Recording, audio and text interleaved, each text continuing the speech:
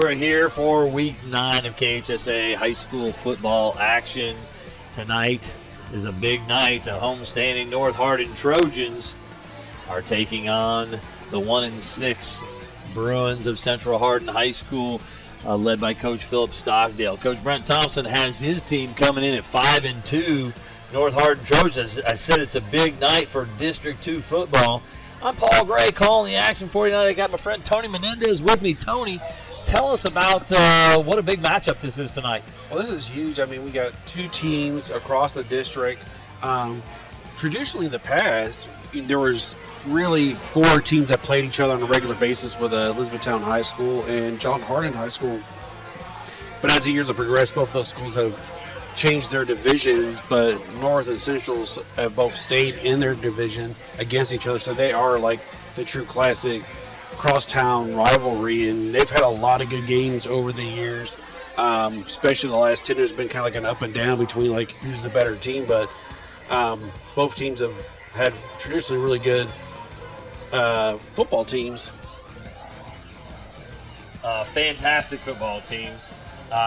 Both of these squads, as Tony mentioned, have for many, many years had, at least the last 10 to 15 years have had some great football teams, winning between 10 and 12 football games regularly. Maybe not every year, but regularly in that 10, double-digit wins category, in deep runs in the playoffs, several wins in the playoffs in the second, third round, even Final Four appearances for each of these squads. So two traditional powerhouses, and as we know, it's, as Tony was mentioning, it's really the only Hardin County rivalry right now. Yeah, that's left. Yeah, neither of these two teams is playing E-Town or John Hardin. Again, E-Town and John Hardin in a little bit of a smaller classification, and so it does make sense that they wouldn't necessarily play all the time. You don't have E-Town and John Hardin playing each other. You don't even have the cross-town rivalry anymore between John Hardin and North Hardin. Well, I mean, we even used to have like a big day with Meade intermixed with North and Central, but they have lowered down a division as well. So really, it is now Central and North.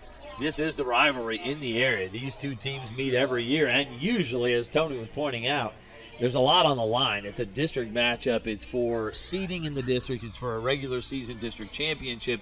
And certainly that could be true tonight as both teams, even though Central Hardin's only won one game this year, that was a district game.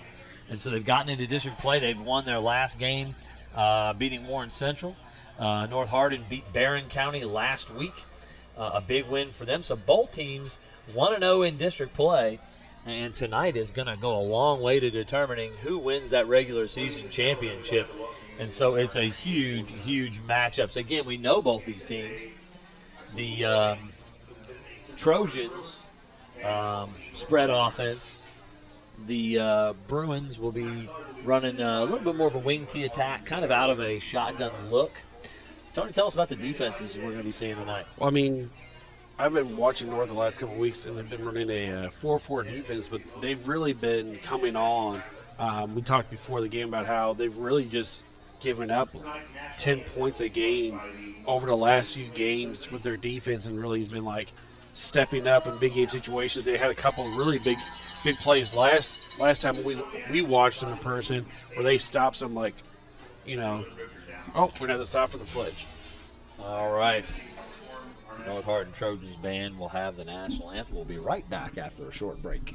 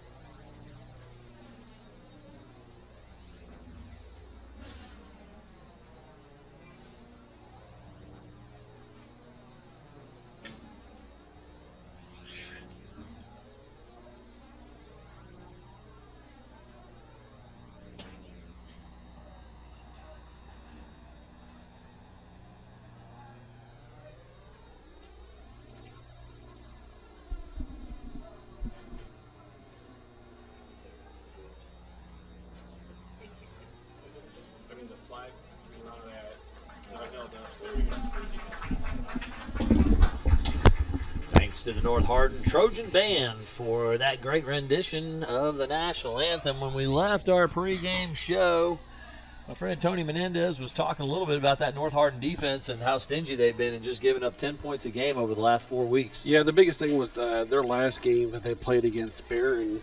Oh, was it Warren County? They were able to really just stymie some potential game-winning drives from them in the red zone. That was exciting. That finish, that finish was big. But I mean, there was 3 different times where they were able to step up on defense and do some good stuff. So I think that's the biggest takeaway for North Hardin's defense as of recent. On the other side, you certainly expect, because they'll be facing that North Hardin passing attack. North Hardin, most of the yardage comes through the air. You'll probably see a 3-man front. Drop 8 look from this Central Hardin Bruin defense. Coach Stockdale, I'm sure that's the main idea. You'll see some blitzes, I'm sure, on both sides. I know North Hardin at times can be really aggressive with their blitz packages. And we'll keep an eye out for that as well. So at this point here, as we're getting closer to game time, Tony, how about a few keys to victory for both squads? Well, I think really for Central, if they are able to just break down the game film from Barron County against North and see how they ran their defense, with the idea of not giving up the big play deep, and keeping everything kind of in front of them, and good solid tackling, and not doing anything kind of bonehead penalties and plays. I think they can stay in this game with North. I think if you stop that big play potential North, you can play against them for the whole game. If you're undisciplined and you let things get behind you, it could go quick. Okay, so that's the keys to victory for Central Hardin. Don't give up the big play. Keep everything in front of you. What about on the other side? For the Trojans, what do they have to do to walk away with the victory tonight?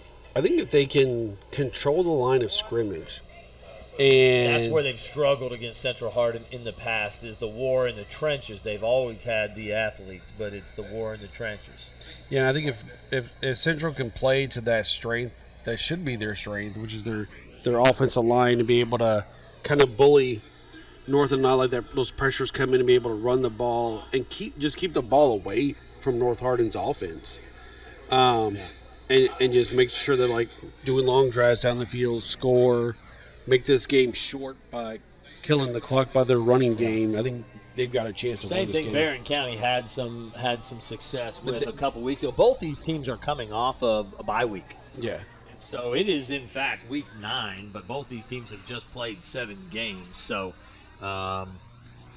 we'll see how that affects things. Yeah, hopefully both teams are healthy and ready to go. They've had a lot of time to game plan, and we'll see who kind of wins the war of the game planning. When you've got 2 weeks, sometimes you can overthink things, but also well, and there's plenty of film on both teams now, so it's not sure. like you're going to be shocked about what they do. And no surprises.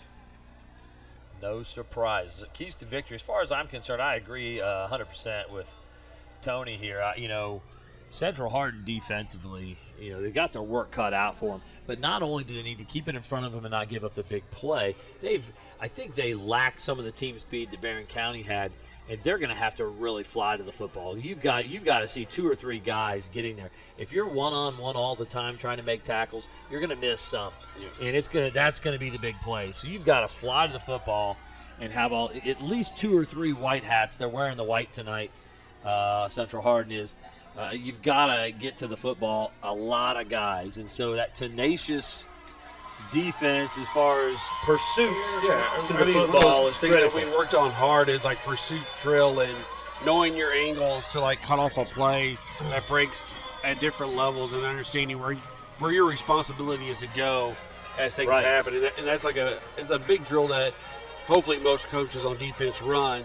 But those pursuit angle drills, understanding when a play cuts a certain way, where you're supposed to go and who's supposed to go where, and that's a big deal. It's a big deal. So, again, with Central Hardin, keep from giving up the big play on the other side. They're trying to create big plays offensively and defensively, and they've got a lot of big play people on offense and defense. You talk about Josiah Hope and Cohen Campbell, some of the defensive backs, Seth Woods, Camille Taylor, Xavier Cruz, all of whom can make big plays. I know Jamani Noel had a big game a couple weeks ago.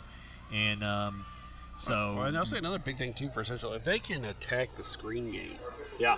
Don't give up those screens. There's no reason to give those sit up. back on it. You need to attack. When you see them in trips, to me, I would almost be like, assume a screen's coming out of this, because that's generally what's going to happen. So attack those screen passes. Attack the screens on defense for Central Hardin. Predictions. What do you think? We're about ready to kick off here. Tony, what do you think? both of us teach at Central Hardin and coached at Central Hardin, and we're both about to pick North Hardin. Oh, I mean, I did a few weeks ago when you picked that North would win the district this season, just from what I've been seeing for the last few games I've watched of them and the games I've watched at Central and also some of the other teams in the district. So, I mean, to me, I think North's the team to beat this year. Yeah. And if Central wants to show that, they're ready to take control of the district, they're going to do it this game. This is the night. This is it right here to kind of turn their season around. They've only won one game, but if you come out of this one with a victory, you got a chance to win a district championship. And even though your record won't look very good, it's going to feel like a success if you can get this. Micah Chenault kicks away into the end zone. He is a bomber. Micah Chenault has a great leg. He's an experienced kicker for Central Hardin. He's a weapon they have. It could play into this ball game. It sure could. Special teams could be a big deal tonight. And again, we'll watch for turnovers and penalties. That's always a factor in big games like this one tonight.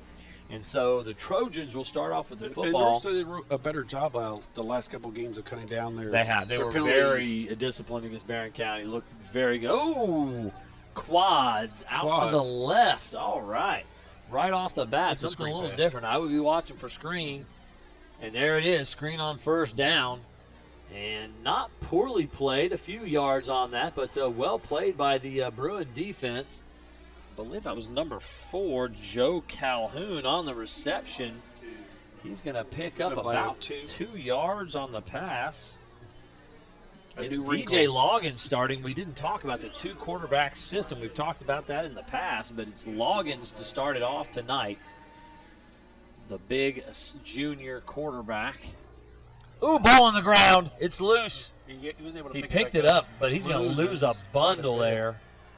So he tried to give. They don't run the ball very often, North Hardin, but he tried to give there, and I can't see who the running back is there. 26. That's Lamoriah Beard. He's their leading rusher. Wow, loss of 9. Third and 17. If you're North Hardin. Oof, rough. 3rd and 17. Rough. We have seen, however, that this doesn't always mean the end of the day. The end of a drive. Sometimes they'll pick up these big, long yardage situations, looking to the side, and a great throw and catch. Stopped right there. Good job keeping it from number 4 on the tackle for the Central Hardin Bruins.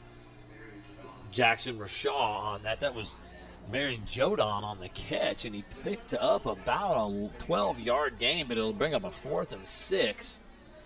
So just not enough. A good pickup, a good throw and catch on the curl route. Sitting down in front of the safety there. Jodon caught the ball, but the safety, Rashaw, was there to make the tackle. So with 3 plays and out, it looks like the Trojans will kick it away. Could get some really good field position from this, too. Gets it away in a hurry. Nicely done. Ball is fielded by Rashaw and tackled immediately. Great cover. Woo.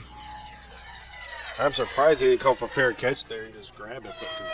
I thought he had space originally, but their gunners did not get blocked at all coming down the field. 66, Christian Demichalak made the tackle. I believe he is their 5th leading tackler on the defense. So Christian down there in a hurry, making a big play. 0 return yards, and the Bruins will take over at the 46.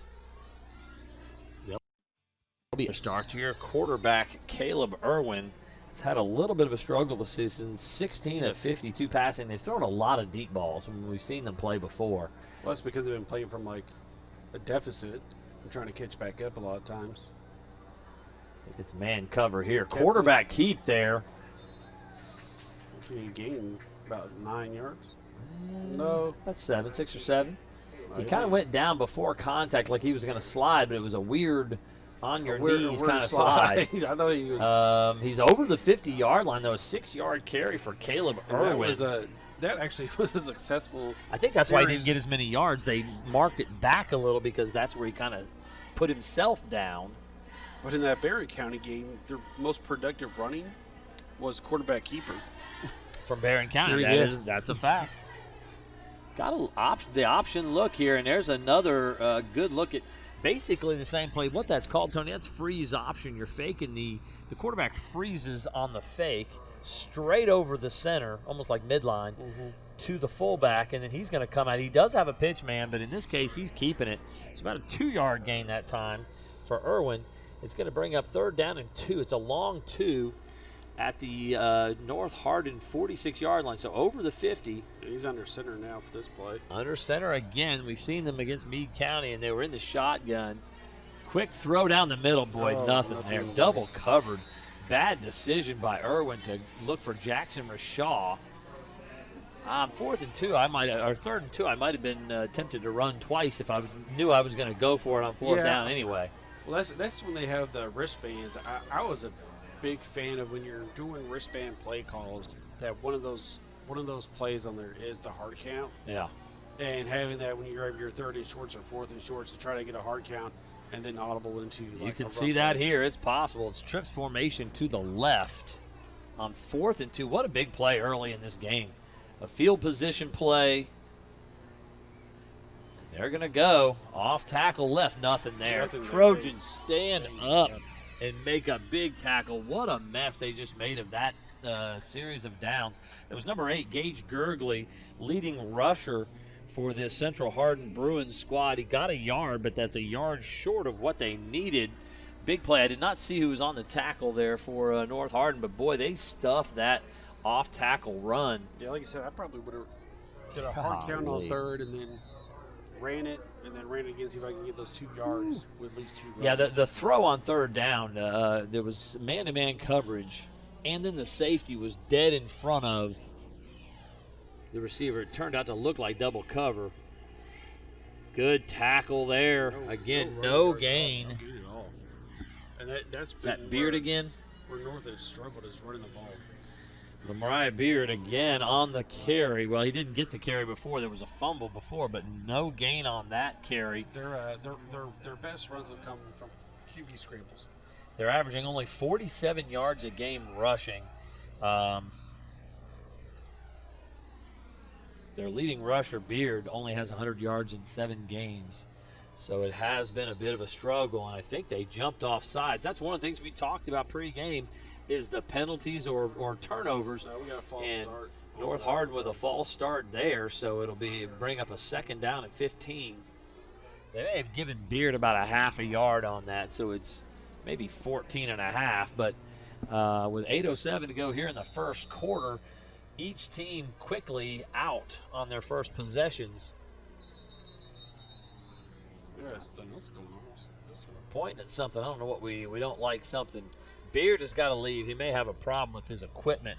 That's going to bring number 24, Zylan Johnson, onto the field. They did not. It was the official that made him leave, and I think it had to do with an equipment issue. I'm not sure what it is. 2 wide receivers to each side. Lunds and Jodon, 10 and 3, are their leading receivers on the season. Loggins getting the call from the sideline. Johnson's going to set to his right. He's set pretty wide. That's an indication usually of pass blocking. There's the quick rollout to the side. Number 17 on the catch. That's Philip Bostic. He is not one of their leading receivers, but Bostic making the catch on that. It's going to bring up a 3rd down and long. About 6-yard gain on that one.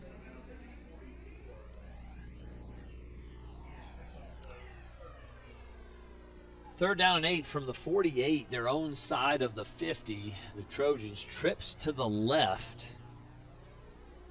Single receiver right. I think it's Lunds to the right. Loggins under pressure. He's going to run, but there's plenty of Bruins there to make that tackle. He doesn't get back to the line of scrimmage. That's going to make 4th and, I think he lost 4th and 9. A -1 on that one there. So 3 and out twice in a row now, Tony. They're doing a good job.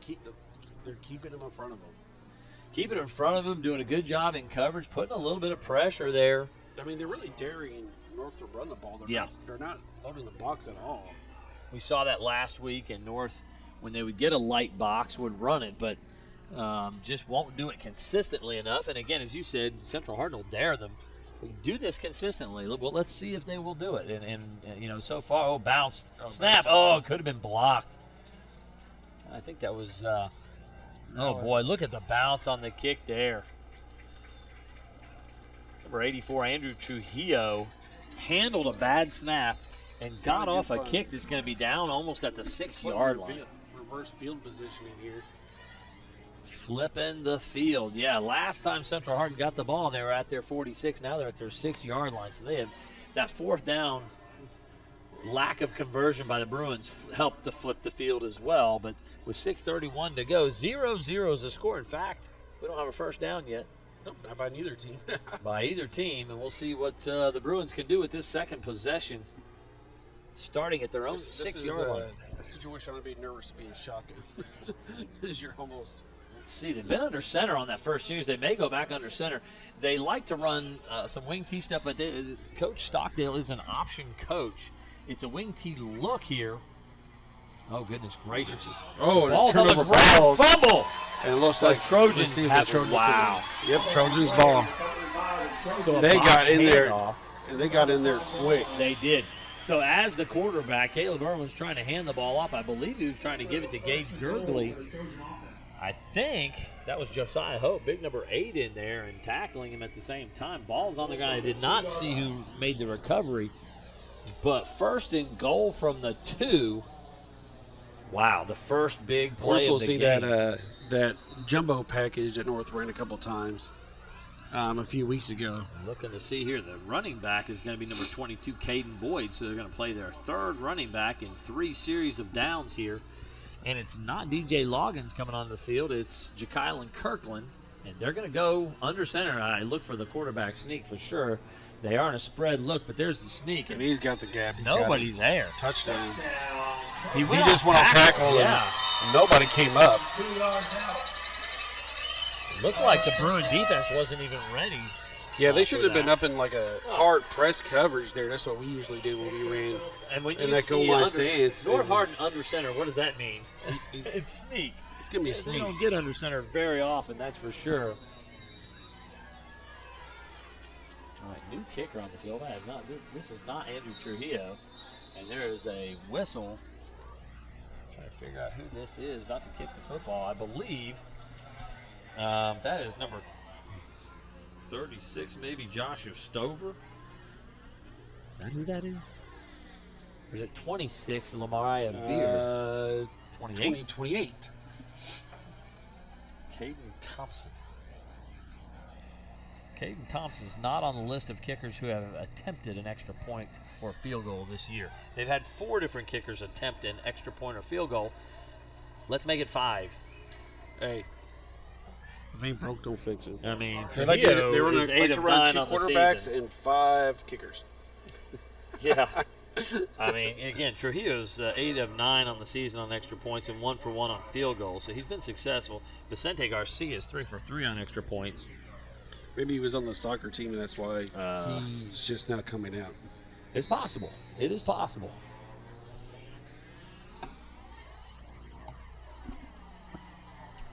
I think it's somebody will be. And it's up. Oh, hit bounces the off. post. No good. So off the upright, a clang on that one. So a 6:23 to go here in the first. 6-0. Trojans in front. The first big play of the ball game is the turnover by the Bruins. And again, we have seen this year that North Hardin's way better at taking care of the football than they were last year. It's been about an average of maybe 1 turnover a game, whereas the year before it was about 4 a game. It was an absolute mess. They've been a much better team. All picks. Much better team of taking care of the football, but it's the Bruins tonight that can't take care of the football here in the early going.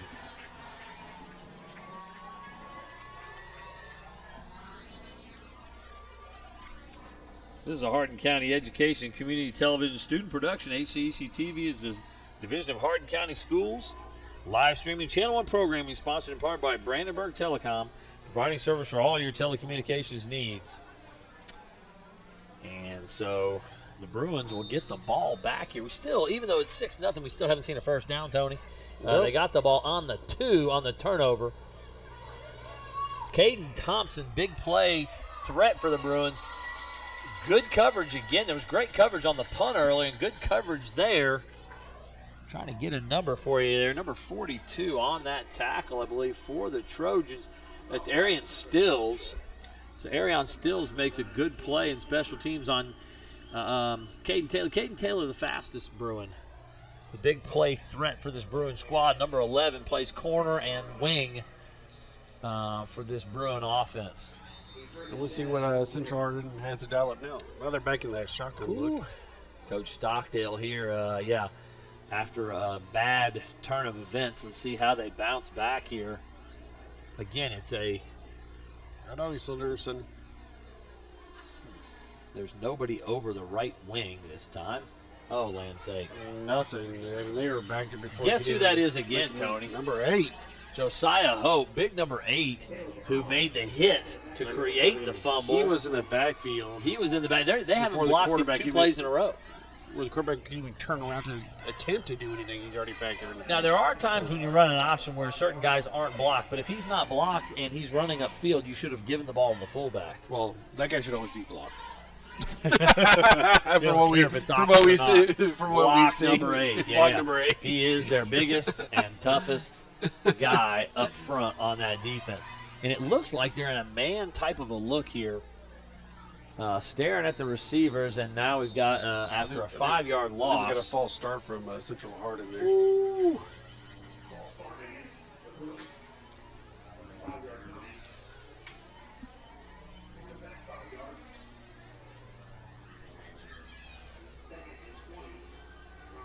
Good grief. 2nd and 20 now for the Bruins. 5:33 to go, and bad to worse for the Bruins. And again, they're really playing their safety. I mean, they're playing the their Trojans safety over one of the slot receivers, almost like they're playing cover 0 man, not cover 1 man. They're doing covers here. I think they believe their athletes can keep up with Central's athletes, and they're just going to try to bring it. Well, there's why Josiah Hope has been in the backfield twice, or he has obviously been jumping the count. And they went on 2 that time, and he was in the backfield. So 5 yards will go back the other way. 2nd and 15 now.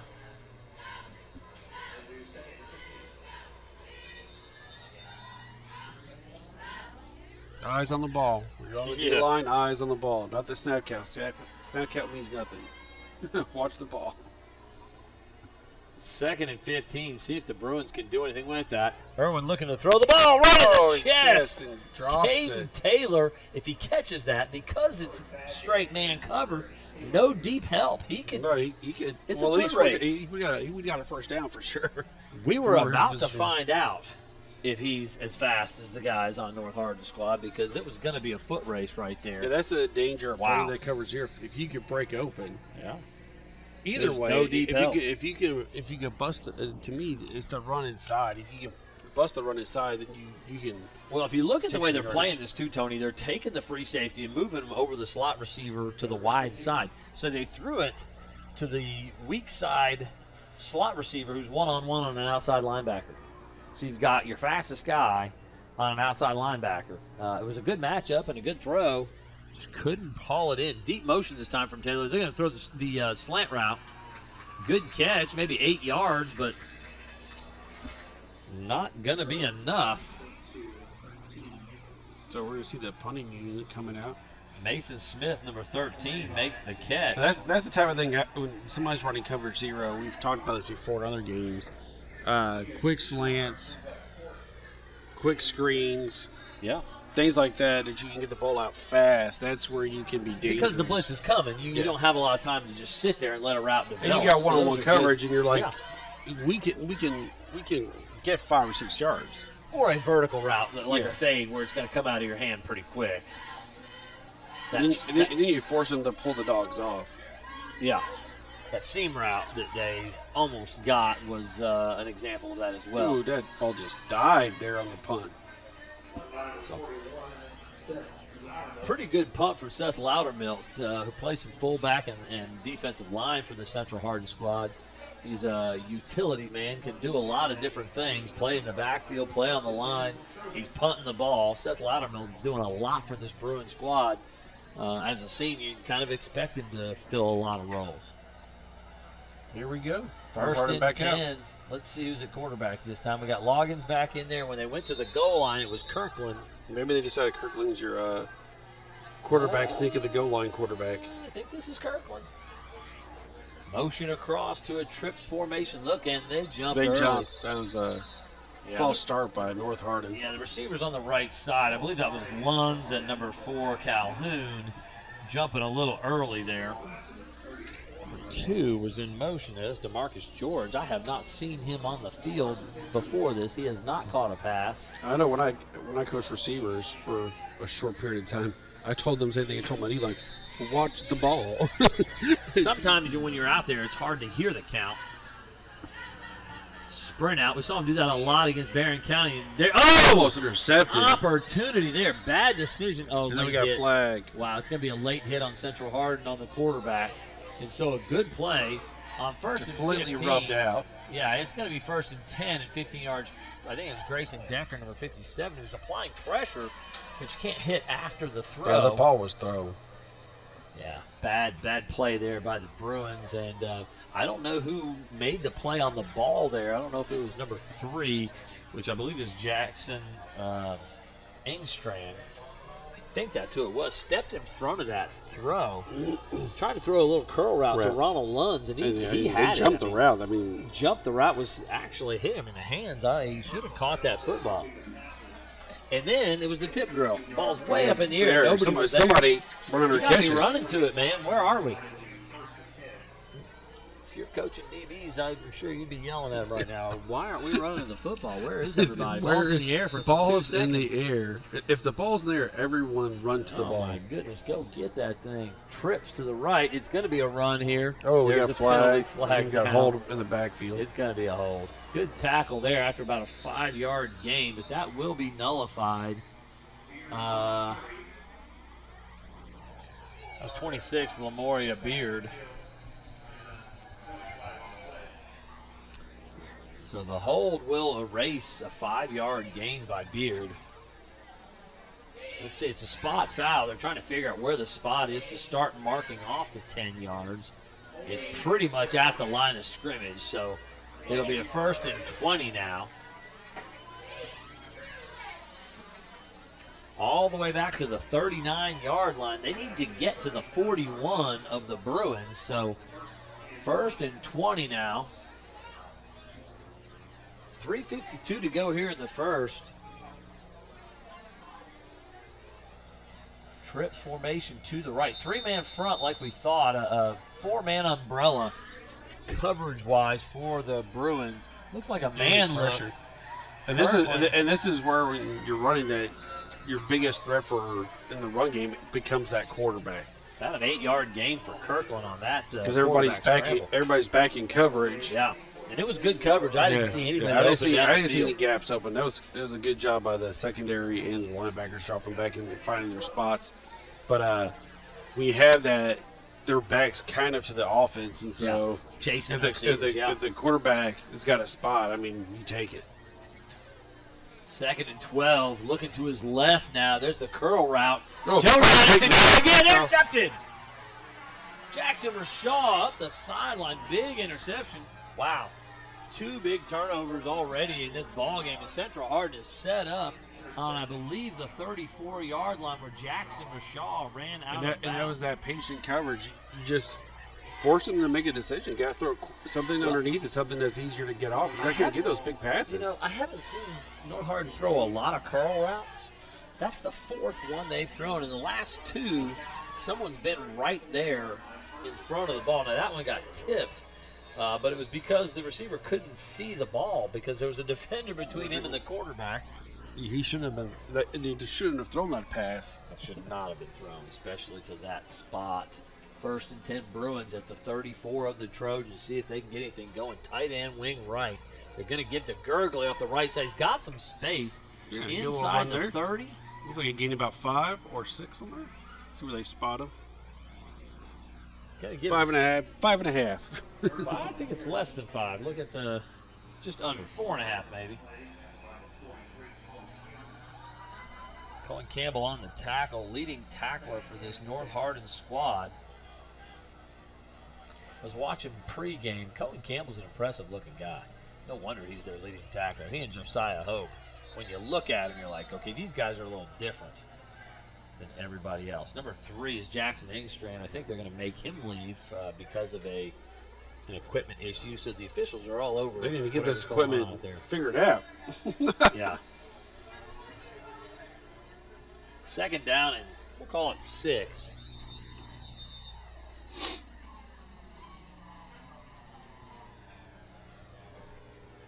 Tight end, wing right, double wing formation here. Deep motion from Taylor. Somebody jumped. I'm not sure who. The guy can go in motion early. I don't know if they I'm not sure what. I didn't see anybody in the line jump, so I don't know.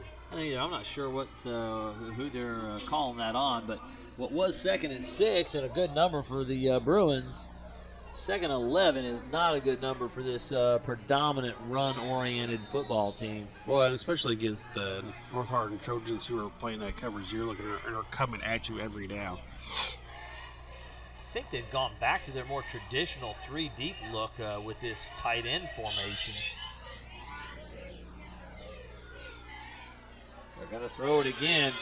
Irwin did not keep his head up very long on that. He wanted to scramble right away down to the 32. So about a 4-yard gain on the scramble by Caleb Irwin.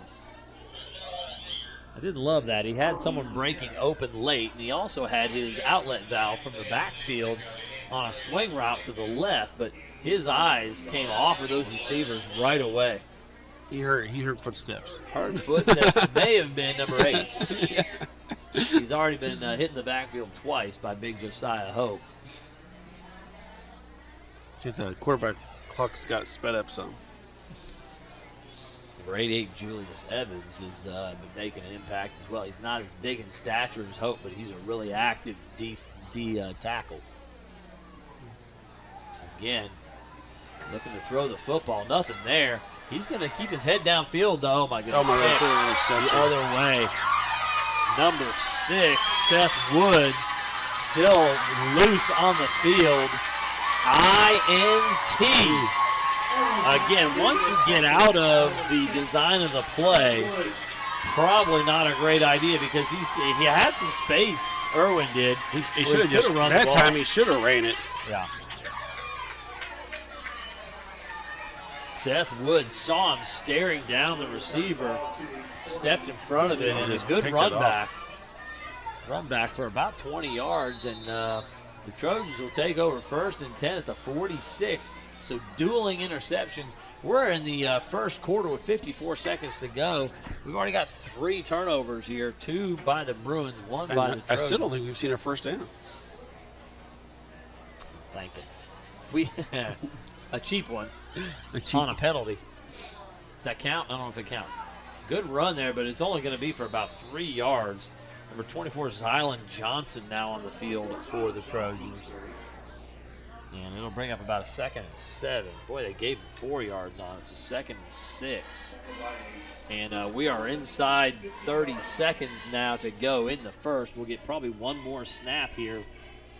Trips formation to the left. It's Johnson to the left as well. Ooh, that snap was a little snap. low. Pressure, sack. That's what happens. Big That sack. snap was low, and he had to recover from it. And by the time he recovered from it, it was too late. Number 84 is Braden Begley, the second leading tackler for this Central Hardin squad. That'll be the end of the first quarter with that play. Wow. Turning into 3rd and 19. 14-yard loss on that play. A big sack for the Bruins. So, boy, a lot of big plays, even though not a lot of scoring and very little offense. A lot of big plays. 2 turnovers in the first and quarter. turnovers and sacks and tackles for loss, and defense is dominating a little bit at this point in the ball game. Brandenburg Telecom, providing service for all your telecommunications needs, featuring Bark, protect what matters most. BBTEL Stream, watch TV with your BBTEL app. BBTEL Secure, a safer home awaits. BBTEL Blast, make the most of your Wi-Fi. Visit bbtel.com today. Physical Therapy Associates, more personal attention for more effective results. With locations in Elizabethtown, Hodgenville, Radcliff, Bardstown, Brandenburg, and South Louisville. For more information, go online at physicaltherapyky.com. eTownSelfStorage.com, finally a place conveniently located in Elizabethtown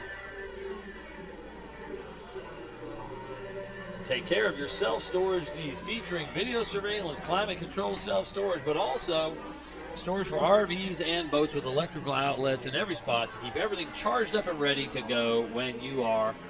Go to eTownSelfStorage.com for more information. 3rd and 19 after that massive sack, 14-yard loss. Big play, Braden Begley.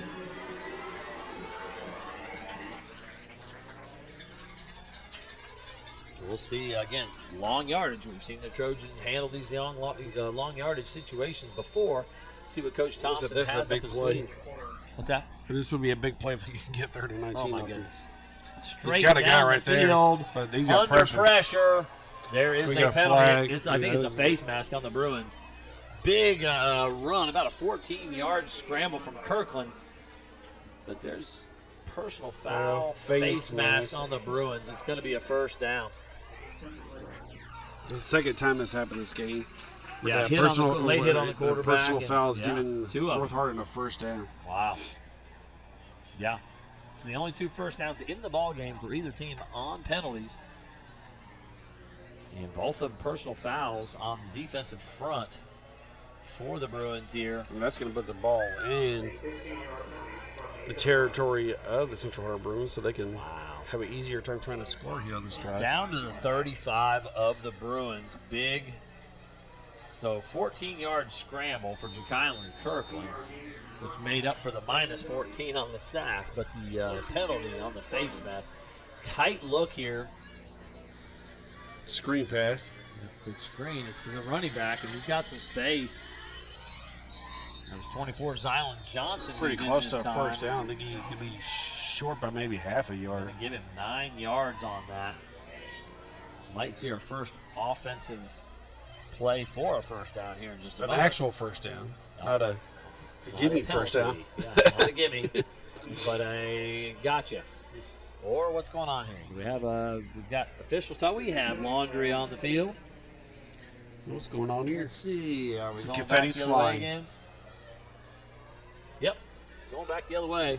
Do we have personal foul against the Trojans? I didn't see something happen on that 15 play. yards on the Trojans at the end of the run. So it'll still be first down, but first and 15 now. Well, maybe we won't see an official first down. Oh, boy.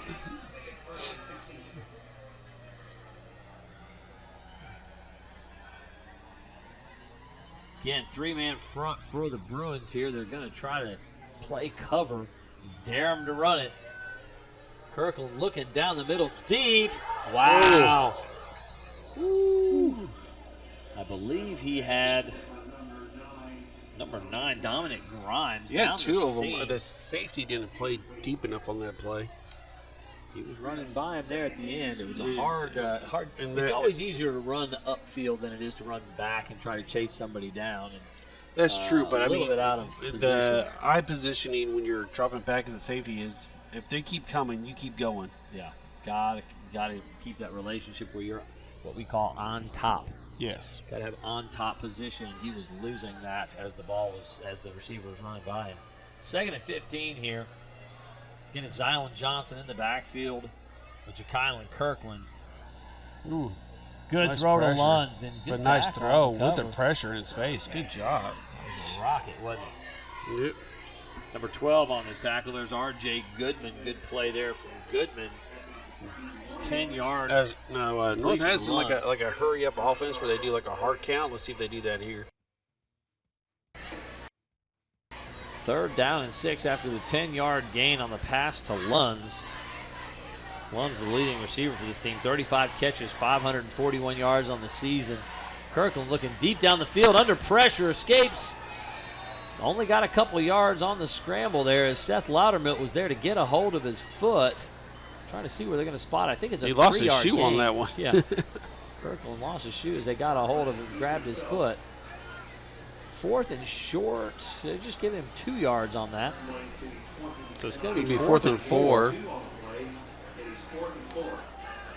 Wow, big down right here. 6-0 Trojans. 10-11 to go. If they can pick this up, you got to think they are in scoring range.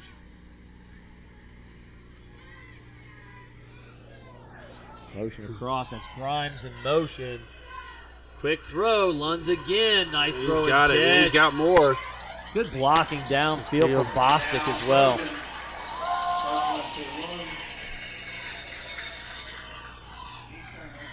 That's going to make it first down with about 7 yards to go to the end zone. Goal from the 7, a 22-yard gain there for And that was one of the things this season I've noticed with the Trojans. I think it's been a feather in the cap, I think, for their coaches that their receivers are doing better jobs at downfield blocking. Yeah, man. Yeah, they're effective downfield. In previous years, they had athletes, but that some of them just wouldn't block downfield, especially for those screen games or for I know that's in the last couple of years. I do remember several years back on those great teams they had, they blocked downfield really well. And that makes a big difference for the spread team. If you have receivers who will commit to the block with the spread, that's everything. Zylan Johnson on that carry, 0 yards, and bring up 2nd and goal from the 8. 2 wide receivers to each side. Motion across is Bostic. And somebody moved. Start. So instead of 2nd and goal from the 8, it'll be 2nd and goal from the 13. We are starting to see a lot of flags on the field on both sides. Both teams struggling. The confetti party has started. Yeah, both teams struggling to play cleanly. We saw a very clean football game last week, or 2 weeks ago. It seems like both of the false starts have came for the Trojans off of some type of motion action. I think that happened to the Bruins as well when Caden Taylor was in motion. There, for some reason, people are getting antsy when one of their guys is in motion. 2nd and goal, 13 yards. Motion across from Lunds this time. Right there. Oh, he's got him. There he is. Grimes, touchdown. That's an easy touchdown. Yeah, so he found that little spot in the zone and sat down and got the ball and ran it in there. Now, we've been seeing them run a lot of curl routes from that outside receiver. That time it looked like more of a slant, but when he got into a spot in the zone he liked, he just stopped. He just stopped, yeah. He was reading the zone and seeing who spaced out and who creeped in, and we saw the space. He stopped in the space. 13-yard touchdown throw, Ja'Kylan Kirkland to Dominic Grimes, and there's a Bruin down on the field. Try to get a number on that here in just a minute. Trying to make the tackle, I think, as Grimes was diving into the end zone. It may have been like a helmet to a knee or a helmet to a lower leg situation. For the moment, it's 12-0 Trojans. And the extra point pending here. They may go for 2. We've got both teams headed off the field. I don't know if that's possibly a bad indication, but hopefully we'll get some good news in a moment, but it's not looking that way right now. He's getting up.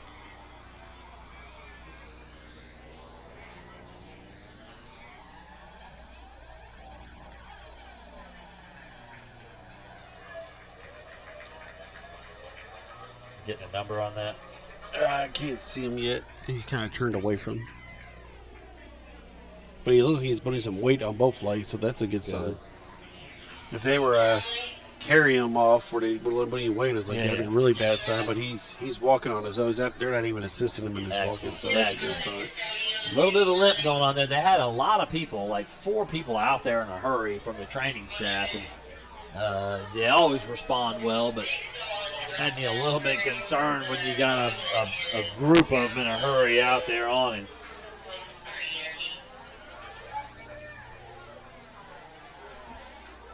Yeah, they are going for 2. Trying to make this a 14-0 ball game. It's 12-0 right now. Motion across from Lunds again. Corner route in the back is open. Looks like he got it. Yeah, number 4, Joe Calhoun, to the 2-point conversion. 14-0 Trojans. Wow, again, off of the turnover. Yep. Off of the interception. So Off the turnover and off of a penalty. Yeah, oh my goodness. Because they had them way back. They weren't going to get a first down. And that face mask gave them back the field. Waddell's Auto and Scrap Metal Recycling, a family-owned business with competitive prices, pickup service, and a friendly staff available for your recycling needs. Located off I-65 exit 91 on 311 Steel Drive in Elizabethtown. Call 270-982-7206.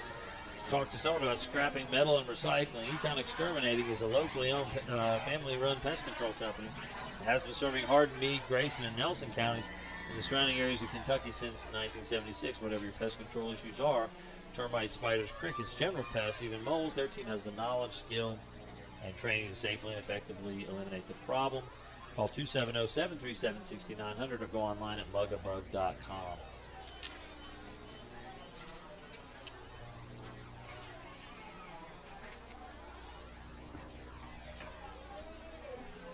I want to thank NFHS, National Federation of High School Sports, for live streaming service. Go to NFHS.com to subscribe today. The kick is away, handled easily there by Jackson Rashaw, number 4. It's never a good idea on a kick return to run up behind one of your blockers and stop. And back up. Just keep going You've got forward. to cut, turn, do something, but don't just stop and stand behind your blocker. Never go backwards. Always run forward. The end zone is that way. The more yards you can get. Like they said in Nemo, just keep swimming. Just keep swimming upfield. Don't go back. That's a fact. Yeah. Bruins will have it, I believe, at their own 26-yard line. 1st and 10, down 14-0. 8:29 to go here in the second. This forces you to do different stuff on offense than what you want to do. At this point, I hope they've got some patience. Their defense hasn't played poorly. They just had bad field position. They've been put in some bad spots. And, it's possible that their defense can hold up. I don't know at this point if they're missing somebody on the field. The injury may have caused them to be missing a receiver, and they're trying to quickly get someone on the field here. I believe number 5, Harrison Hamilton, has checked in at that wide receiver spot, trying to get the play off before delay game penalty. Deep motion from Taylor to the fullback Loudermilk. Actually, Man, it's on they gave the the pitch. Nice well, job. Look at there. First down, Bruins there first. First down on a 13-yard run. Caden Taylor on the pitch.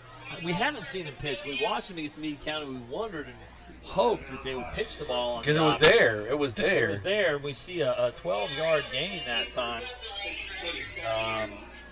from Caden Taylor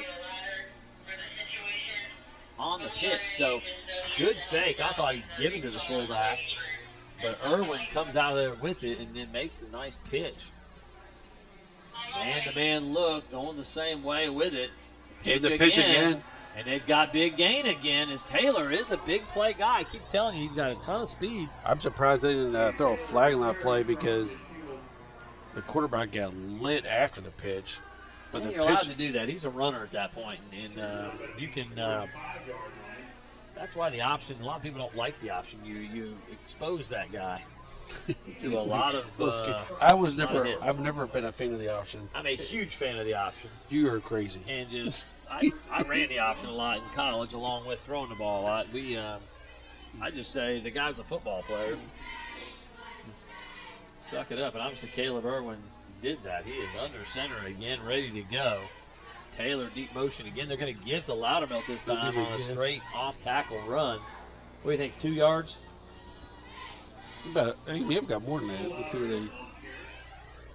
Yeah, 2 yards. Got to give Loudermilk 2. Good hard-nosed run from a good hard-nosed player. You've got to keep giving to the fullback, or the defense can start running to that pitch and start running to the quarterback. So you've got to be in the option. You've got to be consistently giving in the football. You're doing the read. Do your read. It's the read to give. Then give the give. Yeah. Sometimes they'll call it, though, just to keep the defense honest. You just got to keep them tackling the fullback. So that takes defenders out of the play. Is that a fumble? Looked like quarterback lost the handle on it. I would go on 2 right now. Our big boy number 8 is he is jumping the snap count. Yeah. and that's why he was back there in that play before anything could even happen. Mishandled snap, though, is what it was. He finally got a hold of it, and then he has Josiah Hope in his lap. Yeah, that's not a happy sight. You could tell like he was jumping the snap count, like he's listening to the cadence. Yeah. It is a large, angry defensive tackle. Quarterbacks don't like my favorite kind. Yeah, you love them. When I was another man. I think they got a false start. Good. Not a false start, offsides. Yeah. 5 yards. It'll bring him a 3rd and 14 now. So after a couple of good pitches on the option for 2 first downs, 2 carries for 12 and 16 yards for Caden Taylor, it's now 3rd and 15 on this series of downs. Is even a 2-yard gain to Seth Loudermilk. I don't hate that. I mean, that's but a couple of mishandled snaps and a penalty here. Both teams seem to be their own worst enemy at this point. Yep. Especially the Bruins. Again, mistakes determining a lot of football games. I mean, that last scoring drive was because of the face mask penalty. Emotional. Oh, my God. Oh, what happened? How did he break out of that? Cohen Campbell had his arms around the horrible tackling. Well, he had him, and he just wiggled out of it. Somebody else had the football. That's the only thing I can maybe figure. he thought he pitched it and he let go and went after the pitch man. Because he had him, and he just let go and ran off. I really think he didn't know that Caleb Irwin had the football still. 5-yard gain, 4th and 9 now. Dude, 4th and 9, you got to punt the football here. 5:09 to go. You don't want to give him the field position. Position right here. And go down 21-0 at the half. That would be devastating. Rough business. I just saw one of the offensive players for Central Hardin making a motion like "let's kick." Good call, coach player. Yes. I don't know who the player was. I didn't see the number. They're going to call timeout and talk it over. So Coach Stockdale wants to talk about it and see what it is they want to do here. To me, that means if you're going to punt, you're just going to punt it. To me, this means they're considering going for a 4th and 9 here.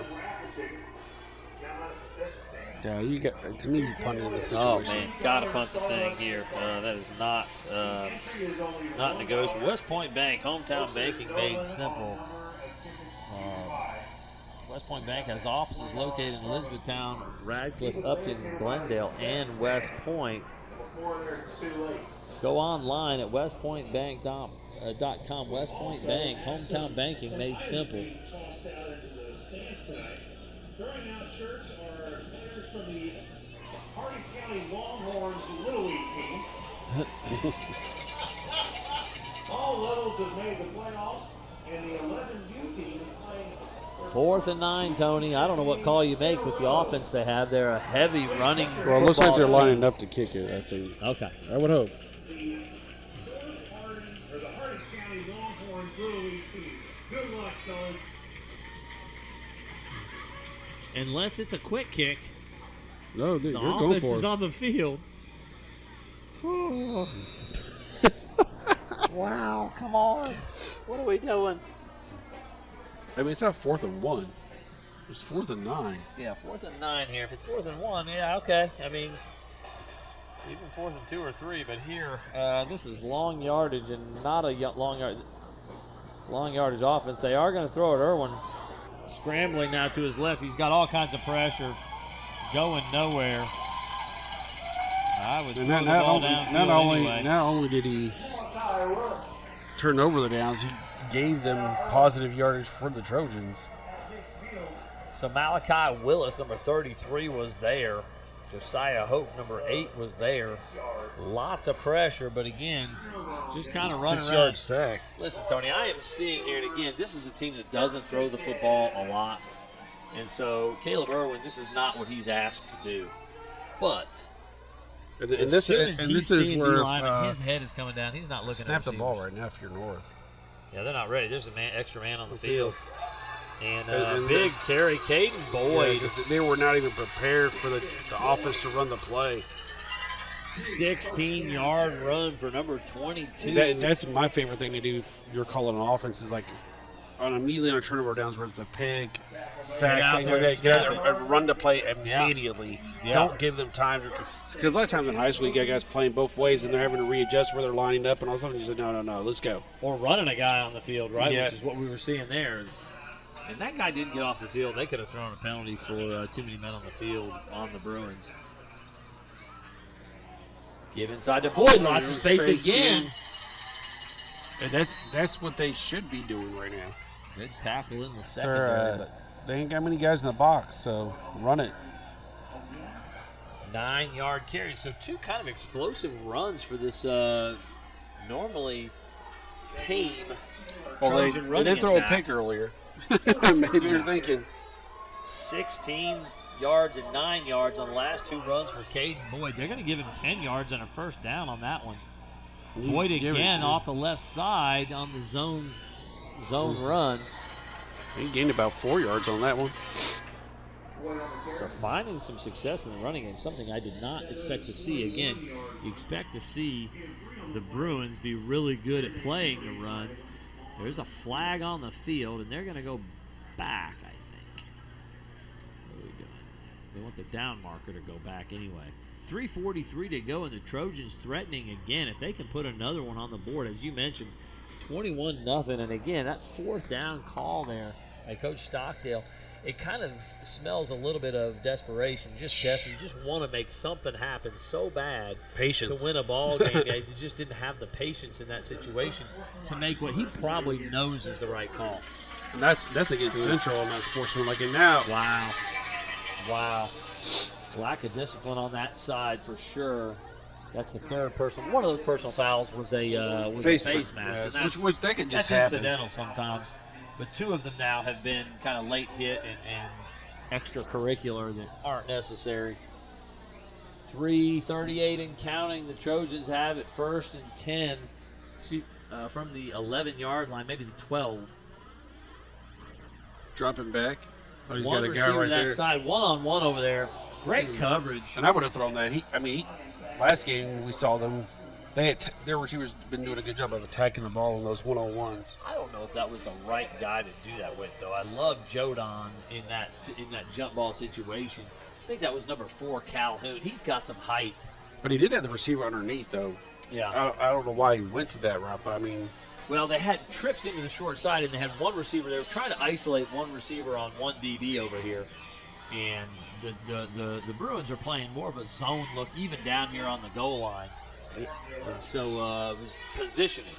And in the zone look, that corner had easy position on Calhoun there. Give to Boyd, and there's a flag down. Wow. On that. Good tackle again by the Bruins. We got holding on the Trojans. Gee whiz.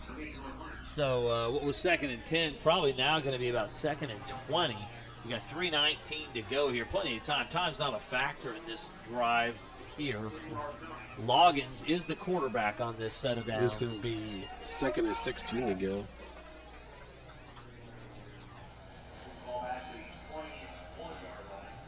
Second and 20. Yeah. So, yeah, they called it from the line of scrimmage. That's where the hold must have occurred. Again, hold being a spot foul. Again, they've got Lunds one-on-one down here on the bottom.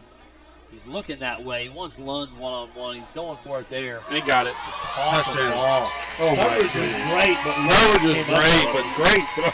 Just great. One arm caught it along his hip.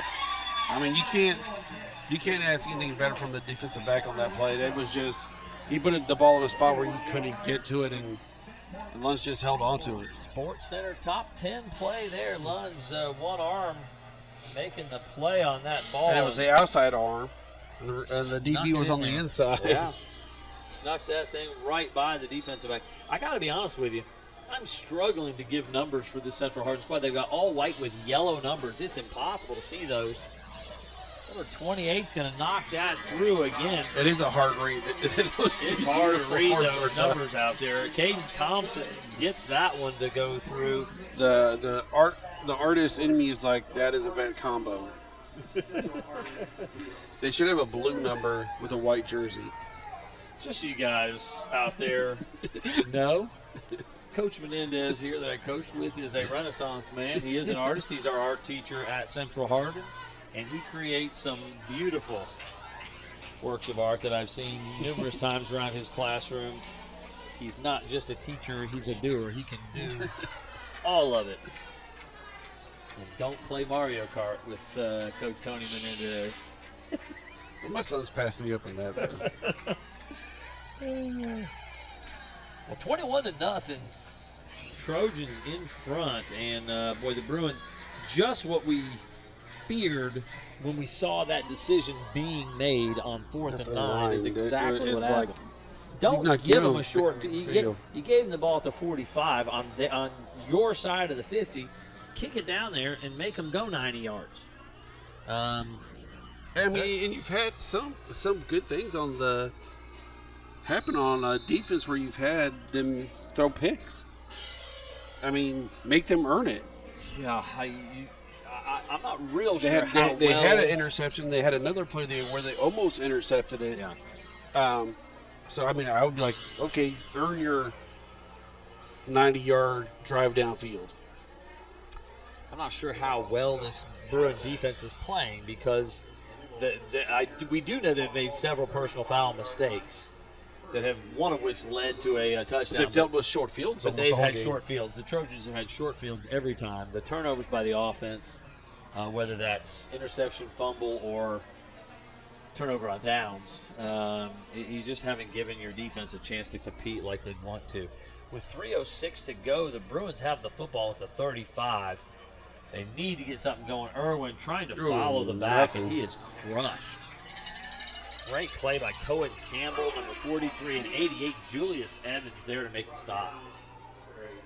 Lost on about 1.5, maybe 2 yards on that play.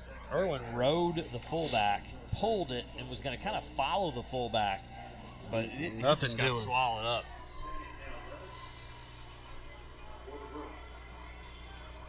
And I would say this is where your defense pins their earbacks and just starts attacking like crazy, but they've been attacking like crazy all game. You might as well go ahead and get the football back. You know, with this Trojan offense, you might call a timeout. I mean, they had their timeouts. Yeah, they've got their timeouts. Trojans might get another shot at this if they can make a play here.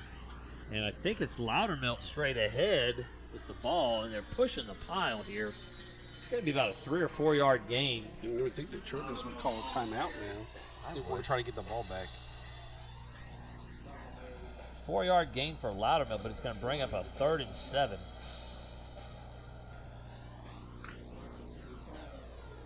I think that was Loudermilk. It could have been Gurgley, number 8. Gage Gurgley, again, the leading rusher for this squad, had a really big game out at Meade County when we saw them earlier in the season.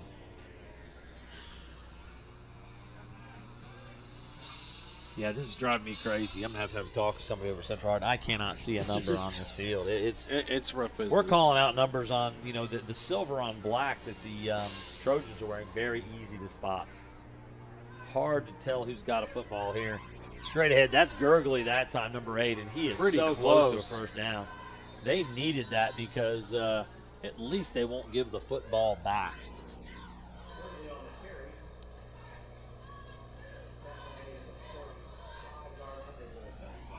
So, flag down on who? Let's see. So when you do jersey design, just to say you want high contrasting colors to make it pop.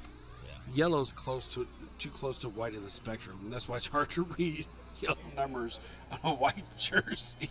So a good 7 yard gain from Gurgley is going to be added to. There's a face mask call on the Trojans. So 1st and 10 right at midfield here.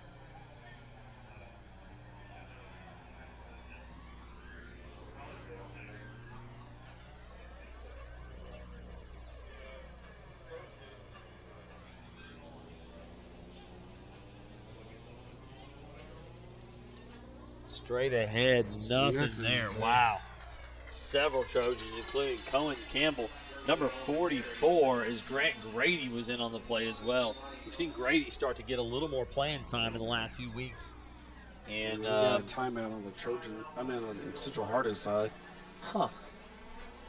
Well, they have now one left, 52 seconds to go. I guess Coach wants to take a couple shots here. Maybe he thinks Try to get or try for a field goal. Well, you've got a field goal kicker who can kick over a 40-yard kick. He might even be able to, if you stretch it on his best kick, nail one from 50. But you still need 17 yards to get in position for that. So I'm sure we'll see them give that an effort here. I want to thank our HCEC-TV crew, Director Gina Ryan, assisted by Aiden Brockman, Ryan Wynn, RJ Coe, Thomas Cooper, and William Grimes. So thanks to our students and our HCEC TV lead person, Gina Ryan, who does all of it for us to bring you the action here and throughout the community with different community events. 2nd and 10 after the no gain on the Girdley carry.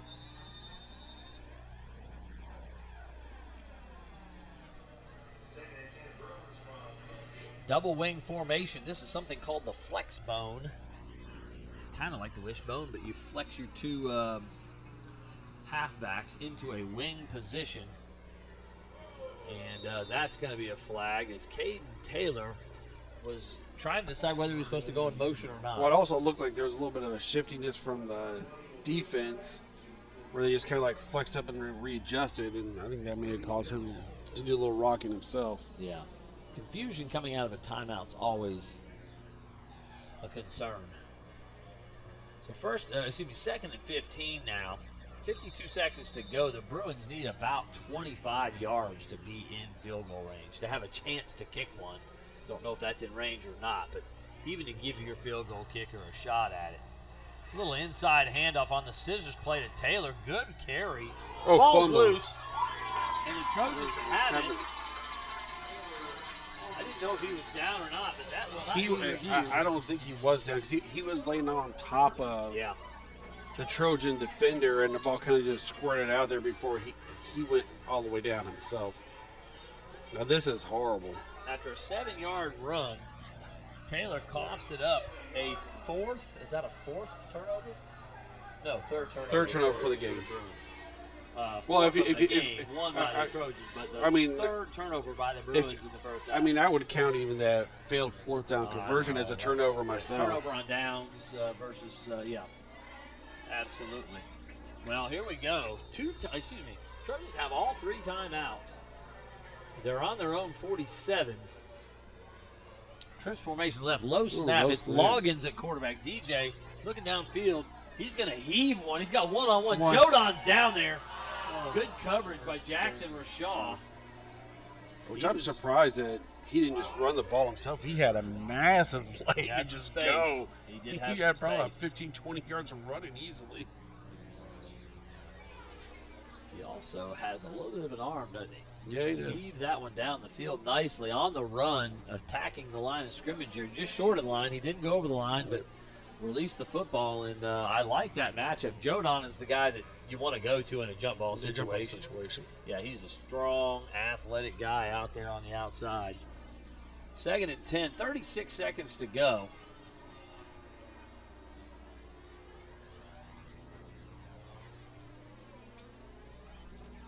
Sprint out left. Loggins gets it to Jodon. Oh, what a great move by Jodon. Up the sideline. And it's Caden Taylor that's able to chase it down. That's going to be... Where are they spotting it? They're spotting it on the... Looks like maybe the 2-yard line. 1 or 2? Wow. And the clock's going to stop. 25 seconds to go. Wow. A little quick little move and then cut and go. Yeah, that was amazing. It was it's just a little curl route that we see them under center. Oh, yeah, just off tackle again. Yeah, they're stacking up right over the center on that, what they think is a sneak, and so the quarterbacks are just going to the outside. He's reading where they're stacking up and just shifting over. So, touchdown DJ Loggins, and again, what a disastrous last 3 minutes for this Bruins squad. Again, they've made a lot of mistakes here in this half, including the fumble on the first touchdown. that the Trojans had. They fumble on their own 2-yard line to give the Trojans field position and just to go 2 yards to score. But, boy, these last 3 minutes have been awful for the Bruins. And there it is, kicked through. Again, number 28, Gaden Thompson, kind of getting himself going. They're knocking through those last 2 extra points. Trojans 28, Bruins nothing. Well, what do you want to talk about? Looks like this one's going to be a blowout. We expected to see some competitiveness, but, you know, the game can swing either way. We both picked North Hardin, maybe to win by a touchdown or 2, but I expect it to be a lot closer. And, again, turnovers will sway it. If North Hardin turns the ball over, we probably have a game where it's even. Central Hardin turns it over and it's a blowout. Yes. And this has been a rough half. Let's see what the halftime adjustment is going to be by the Bruins. But I mean, you want to be a running team and control the ball. It's hard to do that when you're down 28 points. Well, I don't think they can throw it, Tony. It's the offense is not there to throw the football. A lot of what we're seeing is play action, and Irwin will fake and then take a step back. He's 2 yards from the line of scrimmage. You can't run a consistent passing game. Certainly, you can do that off the option as part of your package. It's a great play. Mm-hmm. Quick fake, raise up, throw a quick pass. You can't do that down in and down out. Rashaw's got it. Up the middle, better return this time. Up past the 30 to about the 32. About 10 seconds to left. go.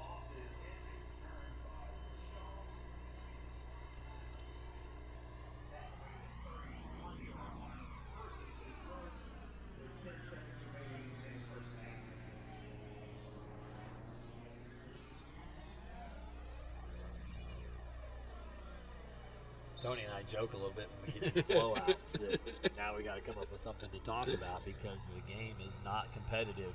Again, we both feel like this could be a competitive football game. These teams are not that far apart. We certainly favor the Trojans as far as that's the better football team, but we certainly expected to see a closer game. A closer game and a competitive game. I thought it was going to be like the game from the previous week where it was going to be tied to the fourth quarter and then somebody was going to break out some big and we plays expect it at to the be North Hardin, but it's when you make the number of mistakes that the Bruins have made in this kind of a ball game, when you're slightly overmatched, it's just going to tank, and that's where they are at this moment.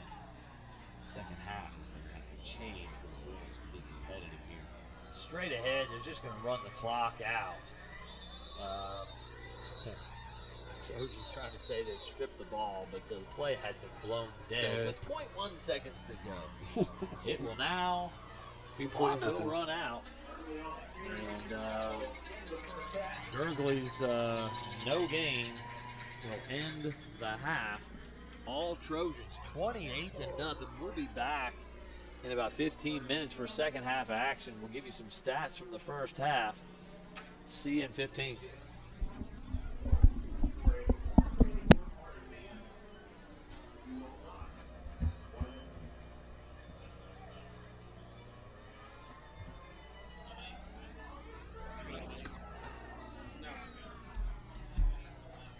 Yep, thank you. And okay, thank you for joining us, and let's return now back to some sporting action.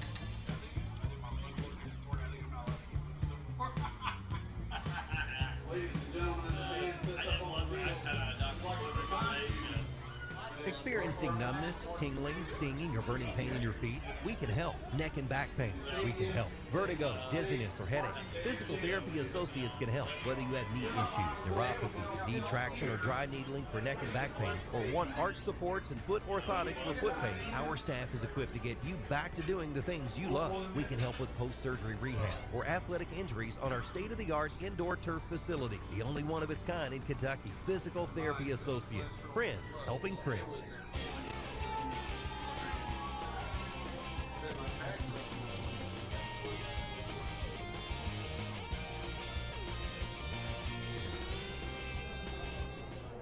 We are here with one of our long-standing sponsors for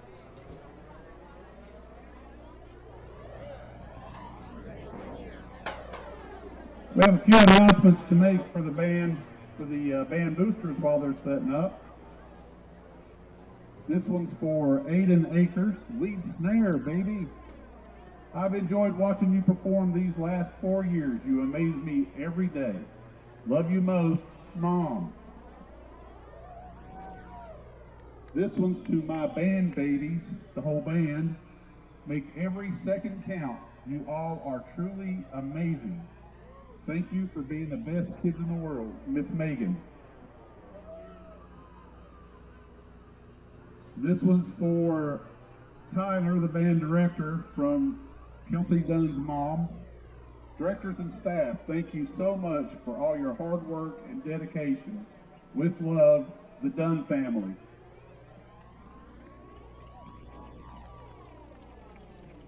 Couple more. This one's for the pit crew. Thank you for all your dedication and hard work, building props, loading and unloading trailers, early mornings, late nights, fixing the unfixable, and so on. Would not be possible without all of you. This one is for Feed the Band.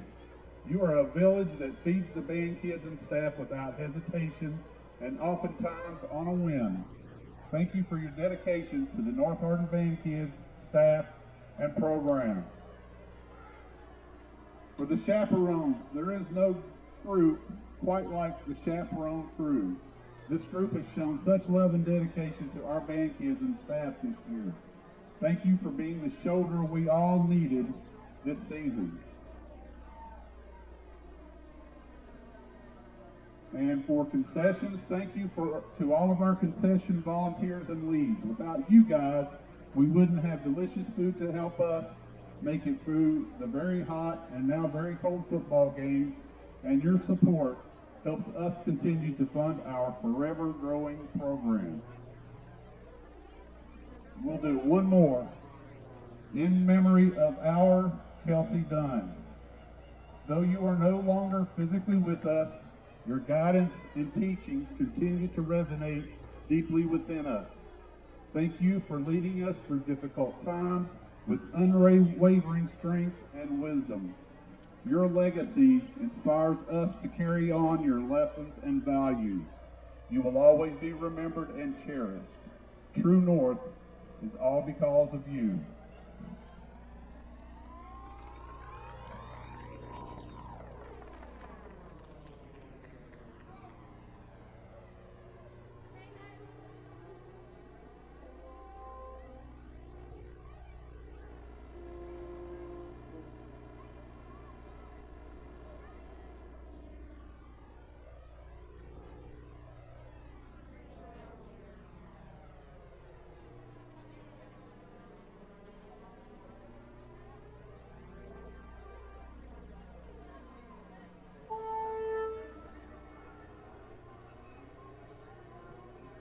North Hardin High School, are we ready?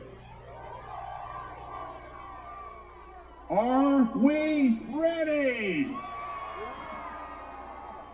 Then, good evening, ladies and gentlemen. Joining us for your halftime entertainment, the North Hardin High School Marching Band. The band is under the direction of Tyler Fenwick, Caleb Patman, Miles Kellett, and Kason McCann. This year, the band is doing it for Dunn with their 2024 production, which is entitled True North. As tonight is senior night, we dedicate tonight's performance to the class of 2025. Thank you for your service to North Hardin High School, Radcliff, Kentucky, and the North Hardin Marching Band. The North Hardin Marching Band would also like to send a big thank you to our 8th grade band students from James T. Alton and North Middle Schools who joined us tonight to cheer on our Trojans.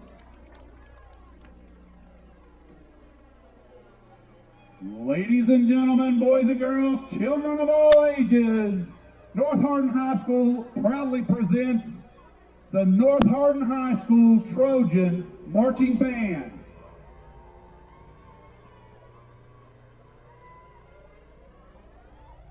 Trojans, you may take the field in exhibition competition.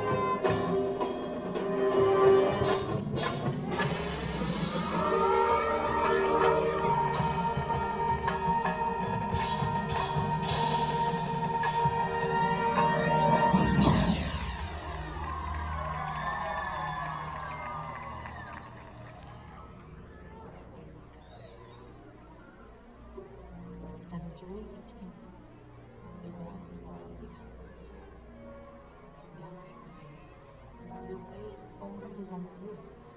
We wrestle with our fears, our insecurities, the shadows of who we thought we were.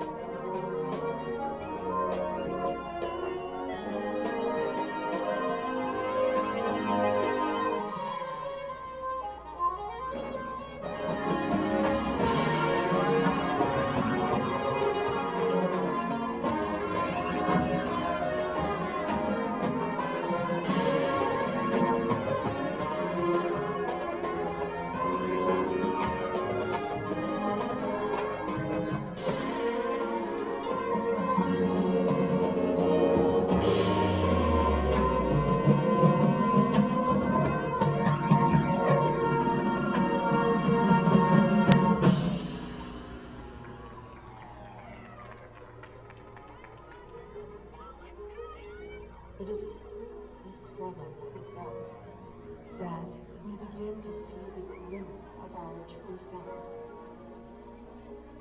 shining through the darkness.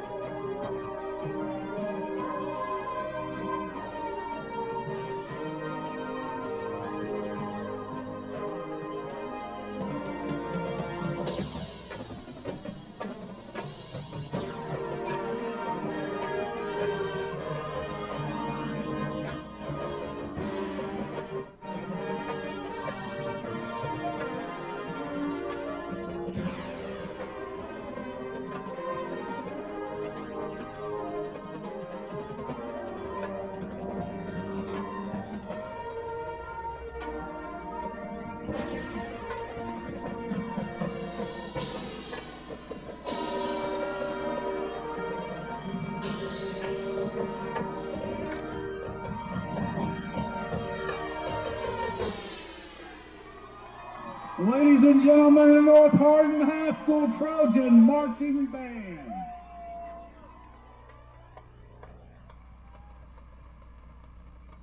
The band would like to remind you again that they will be performing in the KMEA State Marching Band Championships next weekend with 5A semifinal competition here at Ray Story Stadium beginning at 9 a.m.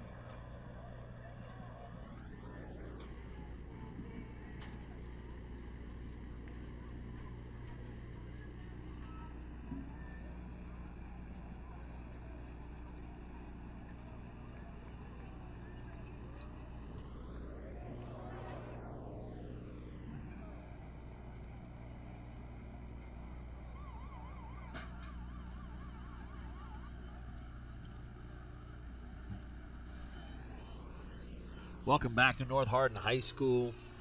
Ready for a second half here of what we expected to be a great district championship type atmosphere between the crosstown rivals, Central Hardin and North Hardin. And, buddy, it's been all North Hardin. This is Paul Gray here along with my friend Tony Menendez, and it is all Trojans. In fact, the numbers bear that out.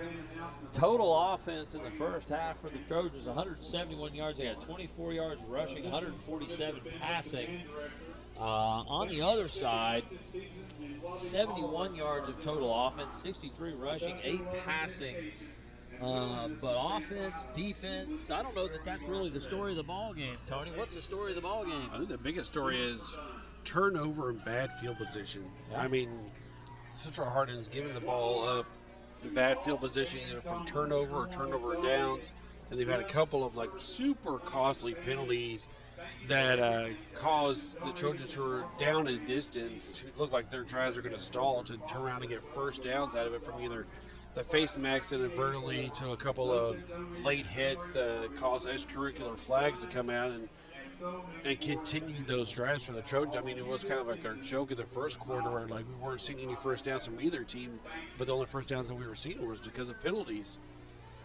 I really meant it when I said I'm not real sure how the Bruins defense is playing. I know they're making mistakes, but the fact is 3 of the North Hardin touchdowns were set up by 2 turnovers and a turnover on downs. And then the 4th touchdown was set up because of the penalty, the face mask penalty. Again, it was going to be 4th and 8.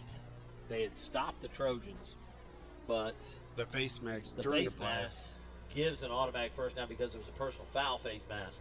And, that's literally, the Trojans had to go 2 yards for a touchdown on the one drive. They had to go 35 yards on one drive. They had to go 45 on one drive. And they've capitalized on all the turnovers. The first Yes, turnover early in the game, that 3 was the turnovers short have yardage. all turned into touchdowns. And then the fumble turnover right before the half that allowed them to go down and score one more touchdown to get it up to 28 before the half.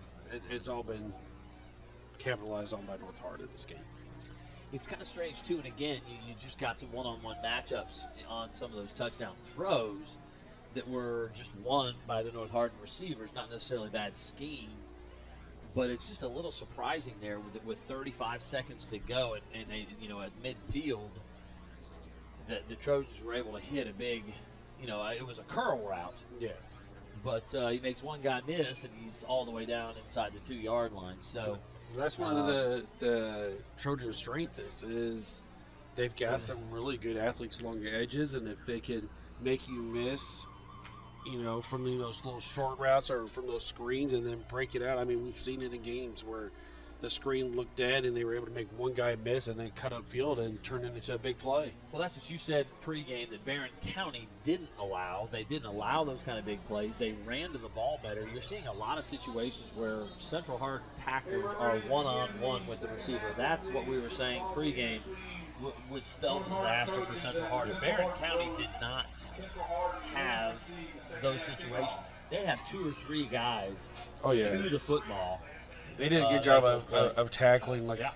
I mean, tip of the hat to them. I thought their defensive scheme was fantastic. was on point for that game. Well, we'll see if there have been any adjustments at the half here as far as trying to get. And then Central's getting the ball right here on the kickoff, and if they want to even have a chance to game, they have to score on the start right now. Yeah, you've got to get off to a good start. You got to start to chop away at this thing a little at a time, and hopefully make a big play on defense somewhere as well. For North Hardin, all they have to do is keep doing what they're doing. They kicked another one out of bounds there. That's kind of strange, especially when they've done a great job at coverage in the kicking game. Yeah, that's punt odd. and kickoff. Just take it down the middle and go cover the thing. The Bruins will have it at their own 35 to start here. 1st and 10, down 28-0 to the Trojans. Again, the Trojans, honestly, Tony, with only Warren Central standing between them and a regular season district championship, and Warren Central has only won about 3 games in the last 3 years. It's all but academic for this Trojan squad. They can kind of celebrate a little bit here. They've got 24 more minutes to play, and they can't let up and make mistakes here. But boy, if they just continue to play football, they're going to have themselves. Just be smart. Yeah. You don't have to overextend yourself now. Just don't turn the ball over on offense and continue to really run to the football and play tough defense. It should be fine. Keeper Irwin about almost 10 yards. Let's see if they'll give him the first down. I think they will. First down and 10, so 10-yard gain. Again, they fake the first option. He keeps it. It's like there was like option. well, that was almost like the first play at the beginning of the game that they did. Yep. Start over again. Try again. 10 yards for Caleb Irwin. Good start to this drive. Irwin at quarterback. Seth Loudermilk at the fullback spot on this drive. Mason Smith at a wide out. Jackson Shaw in the slot. Trips formation to the right. I think they went on 2 that time to try to slow down that defensive front. Loudermilk's got to get 2 or 3. Cohen Campbell back there again, along with 66. Again, that's Christian Daviculac. So 3-yard gain for Loudermilk. Going to make a 2nd and 7 play, which is manageable. You can do another one of those. Get a little another chunk yardage. Yeah. Up front for the Bruins, Carson Lamoth, the big center, number 70 in the middle there. Jackson Jones at the left tackle spot.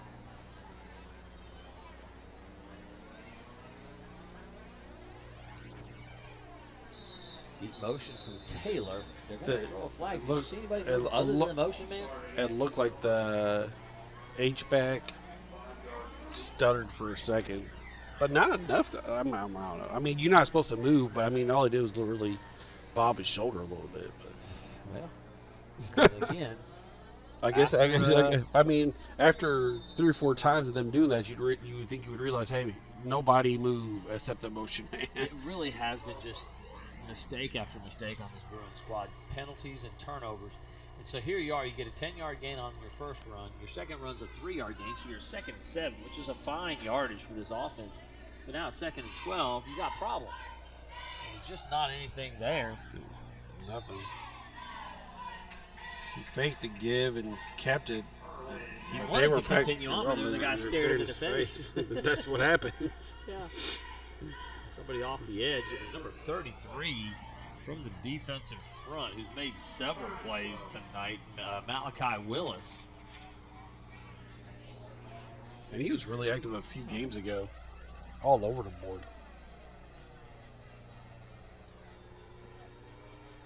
So we got He used to wear number 7. He was wearing number 33 now.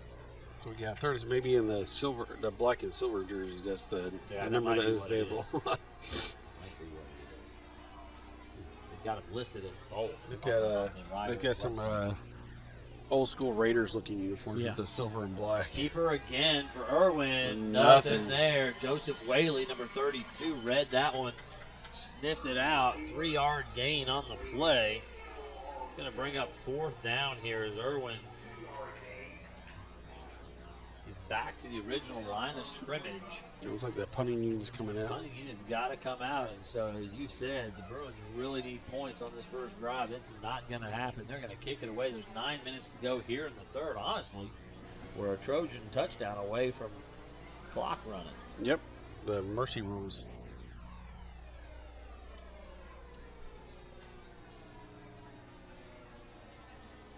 Which I did not think the game would get to that point this game. Absolutely. Loudermilk punts it away. Ty Davis, number 25, there to make the catch. There's a block in the back, and they've thrown a flag now.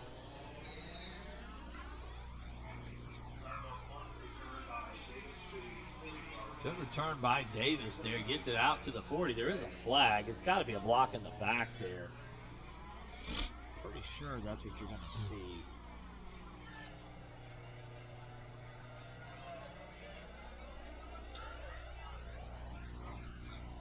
Have a little conversation in the middle of the field there, the officials. Oh, they're calling it on the Bruins. Personal foul, face mask. Well, they missed the block in the back. It occurred near the ball, but they've got the face mask, and they called it the personal foul variety. That's the third one of those on the Bruins. That's going to put the ball in Bruins territory. Unbelievable. Mistake-ridden this Bruins squad is, and it's the Trojans that are solid and mistake-free and making plays. They had that one interception. One interception, ill-advised throw. And there's another one. Oh, and he read it so well. That would have been a pick. If he would have caught, that was pick 6. Number 23, Gavin Calloway, Jr. I think that was my favorite play for my corners to make, is when they could read that quick hitch or that quick screen pass, and they read it so good that they just sprinted and caught that ball and went off with it with themselves. That was a thing of magic. At quarterback, 2nd and 10. Now, he threw the interception earlier tonight and just about had it. Oh, he's got his man deep. He does. He just overthrew it. Ooh. Unbelievable. Central Hardin getting into a little scrap there. The quarterback was hit, but it was a good hit. It was a clean hit. And there was a little bit of John back and forth. Central Hardin shoving a little bit. It was almost one of those situations where the second man gets the call, but there's no call, I don't believe. I think both teams pulled their guys away before anything stupid happened. This is what happened. Again, we've heard this. We've only been at one Central Hardin game. We'll be at Central Hardin the next 2 weeks as they play Barron County next week and then Bryan Station the week after that to wrap up the season. That will be senior night at Central Hardin on November 1st.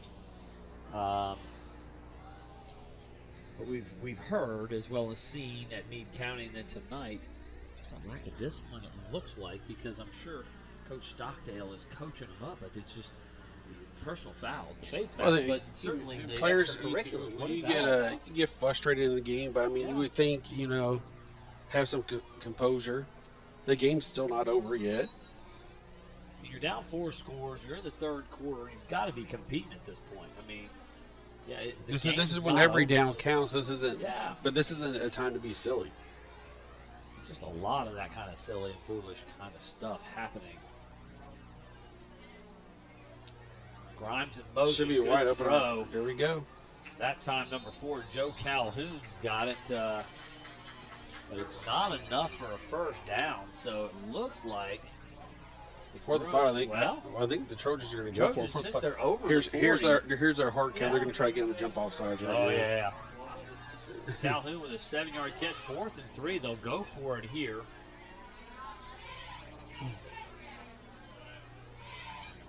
Ball's at about the 37. Low snap. Got all kinds of time to throw it. Just a terrible idea there. He had number 4 Calhoun open early. We just held on, and then we got a flag in the play. I think that's going to be on the Trojans. So that'll give 15 yards to the Bruins, and they'll get great field position now. As Seth Loudermilk was battling with one of the blockers, one of the linemen, 67, I believe it was. And 67 didn't like some of the extracurriculars, but Loudermilk got up and ran away from what was going on. Had his hands up and ran back to his side. But they're going to talk it over here. The officials are, I think they're just trying to figure out where to mark it. Get a call. They keep pointing back at where the original line of scrimmage was at about the 38-yard line where that play started. But again, Kirkland had an opportunity there to get the ball to Calhoun early, right in the middle of the field. He held it and held it and held it, throwing late, and didn't have a chance at that point. At that point, Calhoun was not open. He was wide open early. Just didn't pull the trigger on it. Let's see what they're deciding here. I mean, this is taking forever to decide. Yeah, personal foul on unsportsmanlike conduct on the Trojans. So you'll add 15 yards, and they'll be almost to midfield, the Bruins. A little flip-flopping there. Flip the field position. They just got to get something brewing on offense. So the Bruins, that's all that. Playing word games here to entertain myself, folks. Sorry. Well, you entertained me with that. I laughed. Are you not entertained? Dad jokes for days. Over the 50. It's the best starting field position for the Central Bruins. So. Second possession here. 7:39 to go in the third. Second possession of the second half for this Bruin offense. They've got to get something going. They really haven't gotten anything going. a lot of it's been due to penalties. They'll have a couple good plays, and then they'll shoot themselves in the foot with a penalty that puts them behind. Pitch. Taylor running with it outside. Good run. It's going to be about an 8-yard gain, so good job by Irwin. He's tackled early and makes the pitch. Yep. Well, I think there's been other times where they were trying to do that pitch again still, but they're just hitting it before you get a chance to do the pitch. Look at this. We got Cohen Campbell down with a cramp, and one of the Bruins helping him out by stretching him since the Trojan athletic trainers aren't out there yet. So there's a little bit of sportsmanship. We saw, it looks like Grayson Decker saw a little bit of chippiness, but now we're seeing some friendliness. Bruin player helping. But are we going to get a Trojan trainer over there? There we go. Now we're getting one. Teammates have now taken over, and Grayson Decker can head back to the Bruin side. Perhaps he's training to be an athletic trainer. Well, good job by Grayson Decker. I like to see a little bit of, listen, as a defensive coordinator, I was a little excitable. Would you agree? You worked with me. Was I a little excitable? You're a little excitable. I don't mind I was the calm. I don't mind my players trying to absolutely crush the other team. But after the whistle, you can help a guy up. In fact, sometimes it makes him even more upset because you're being really nice after the whistle, but you're trying to kill him during the play. Well, yeah, we said whistle to whistle. You better be going after that ball as hard as you can. Oh, but I'm proud. I'm proud of kids who are gonna, be good show good sportsmanship. Help a guy out. He's laying on the field there. He needs some help. Help him out. I don't care. On the next play, knock try him to out. knock him silly if you can. But if he's hurt, help him, for goodness sakes. Yeah, I don't know if that was good or bad. Am I a bad person or a good? I don't know. We coached some good defense. That's all that matters. Yeah, exactly. Get after him, boys. All right. Flex bone again. You've got two wings, two wide out, second and 2 Bruins with their deepest. Oh, land sakes! Caden Taylor jumps. They went with that hard count that time, Tony, like you've been begging for, and they got somebody to jump. They got somebody to jump, but then they jumped too. Yeah, they had one of the defensive linemen. I couldn't tell if it was Josiah Hope or if it was Whaley or if it was Evans, but they had him. Caden Taylor couldn't help himself. Yeah, but I mean that's. But they're calling it on the defense. Yeah, because the defense jumped was first. Already in already did the infraction. Already in the neutral zone. 1st and 10 Bruins. Yeah, they are inside the 35 to the 34 now. 7:32 to go here. Deep motion for Rashaw. Well, you got to stop and run that play. No gain again for Caleb Irwin. So what's happening? They're trying to run the option, but what's happening is North Hardin is immediately sending the defensive end into the face of the quarterback to make him kind of stop. You got to pitch it now, early. You got to pitch it way before you want to. Way before you want to, before you get downhill and attack the defense. And, boy, they lost 2 yards, actually. I was going to give them a 0 gainer, but it's a -2. Yeah, that's exactly what's happening is they're attacking him so quickly and aggressively, he's got no chance to do anything with the football. I love that. I mean, that's exactly how you should play that thing. Make that quarterback pitch the ball way before he wants to. I remember a hot minute ago when Nelson County, before they did their split up of the high school, they were stellar at that option game. Yeah. But they had an amazing quarterback at the time. They ran some option out of the shotgun as well, though, and it was some of that read option stuff. The scissors play, and Taylor ran outside of it instead of inside of it, but he somehow is going to get back to the line of scrimmage. It's kind of hard when you run 40 yards, break 5 tackles, and get 0 yards. Or when you go side to side. Yeah, side to side. The hole was actually a little bit inside of where he was, and he ran into the block and bounced, and it was over at that point. He may have, if he could have got a little tighter, may have had a hole, may have been able to pick up some good yards, but that's going to be a -1 on the carry. Didn't quite get back to the line of scrimmage. 3rd and 13 now. No, he got his steps in to get that. Get back to that point. Get his steps in. Into the shotgun, but it looks like he's going to go under center here. Irwin calling out some signals to his wide receiver down here on the left. I can't tell who that is with the yellow again. It may be Cannon Elmore. Again, going to run the quarterback option again. Nothing doing. I mean, they're just back there before he can do anything. Good sportsmanship there. Demichilak helping Caleb Irwin up as well. -3 on that carry. 4th and 15. Kind of looks like Irwin's hurt like a little bit. The dead zone space for high school football because you're you're over the 40. If you're already 40, and so it's like you're not going to pick this up. Punt it down there and make him go the distance. Punt it to the corner. Don't doggone give him the ball at the 40-yard line right here. And just, now they got to go 60. Play. Make him go 70. Make him go 70. Make him go 80 or 90. No, he's going to run a play. 4th and 15, your chances are slim and none. Guess which one is the more likely of the two? Both of them. It's slims and none happening. I'm going to go with none. I think it's a slim chance of nothing happening. They're going to throw a flag here. I'm not sure what's going on. It's a delay in game. What they were trying to get done there, but now you've got to punt it at 4th and 20. Come on. You are at the 45, and again, you're down 4 scores with 4.5 to go in the third, so I understand the desperation situation here. If you're trying to compete and win a game, they are going to call a timeout.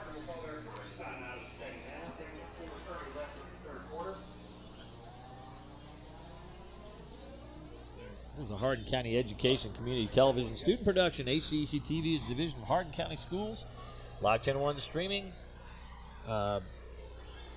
Channel 1 programming sponsored in part by Brandenburg Telecom, providing service for all of your telecommunications needs. Featuring Bark, protect what matters most. BBTEL Stream, watch TV with your BBTEL app. BBTEL Secure, a safer home awaits. BBTEL Blast, make the most of your Wi-Fi. Visit bbtel.com today. Physical Therapy Associates, more personal attention for more effective results. With locations in Elizabethtown, Hodgenville, Radcliff, Bardstown, Brandenburg, and South Louisville. For more information, go online at physicaltherapyky.com. When you have this down and distance for the 4th and 20, if I was the special teams coach, this is when I would try that new formation where you have your gunner out wide and he's trying to sprint during the snap to block the punt. They're going to go for it. Under center, 4th and 20. Tight end trips left. Quarterback draw. Go. Okay. Not a bad call. Very poorly executed on the quarterback draw. There was some space. If they had not gotten a hold of Irwin's shoulder pad, I couldn't see it. It may have been Evans that got a hold of him. If they hadn't gotten a hold of him, he may have been able to pick up 10 or 12, but he's not getting to the first down marker. Not with the speed that's on the North Hardin defense. In that situation. So you just give the North Hardin Trojan offense great field position at the 45. Kylan Kirkland on the field. Number 26, Lamoria Beard, is on the field as well. Beard's going to get it. They're going to try to run clock and run the football there. They pick up tripped 4. up there at the line of scrimmage. Kind of just like skipped over to get the 4 yards. 2nd and 6 now, just short of the 50-yard line. 4:09 and counting here. Again, a touchdown would make this a running clock for the Trojans. I just really feel like this Bruin team just can't get their legs under them. It seems like there's some guys out there that can make some plays. They're just not getting anything done, get anything going. Nice. Quick screen, nice move. Good tackle there. I think that was Rashaw, number 4 on the tackle. See, he's about short about a yard of the first down. 2 yards of the first down. DeMarcus George is going to pick up about 4 yards on that pass play from Kirkland.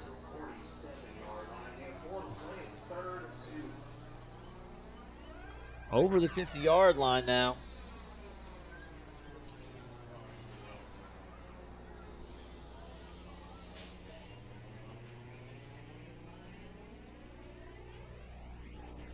See what they're deciding to do here on this play.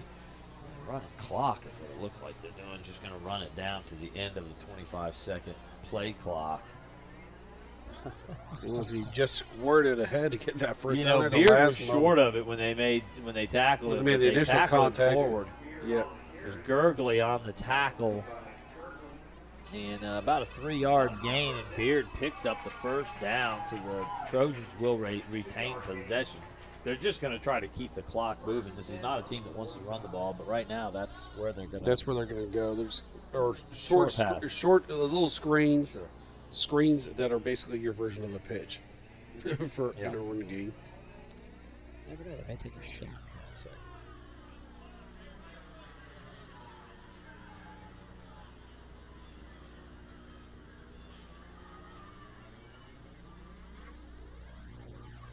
Give to Beard, hit at the line of scrimmage. He's going to fight and get 2 yards. Good run by Beard on that one because they hit him at the line of scrimmage. It was a bad handoff transition for the quarterback. rough So they need transition. to work on that. That's the third or fourth time we've seen that this game where the handoff hasn't been clean on that. It should be easy. Just turn. Yeah, turn and get. Just turn and get. Boyd Maybe they throw so much in practice. They don't practice Yeah. to turn and get Yeah. enough. Boyd checks in, Beard checks out. Play Little action screen screen, through. like you said. Some good space there. Big run. Again, that's DeMarcus George. About a 20-yard gain for George. So Good blocking on the on the inside guys there. downfield really getting after it. And open up those lanes so he can just run down and get some yardage out of that. So they've got to, the Bruins have to realize that that's what's happening. You're going to see a lot of run and a lot of screen just to try to make sure incomplete passes are going to stop the clock. The Trojans certainly don't want that. They want to keep this thing moving here and not get, like someone jumped early. There's another screen, bubble And he screen. missed This time him. Jodon makes a move. There it is. Maybe a block in the back. What do you think, Tony? He was thrown right at the point of attack. But it looked like they both got turned around with each other. Yeah. So I'm not sure what. Block in the back then, maybe? What do you call it? Holding. Called a hold. So that'll move it back. The Trojans may have to get a little more aggressive again because it'll be 1st and 20 now instead of 1st and 10. Again, that was going to be about a 2-yard gain for Marion Jodon, but that will be erased.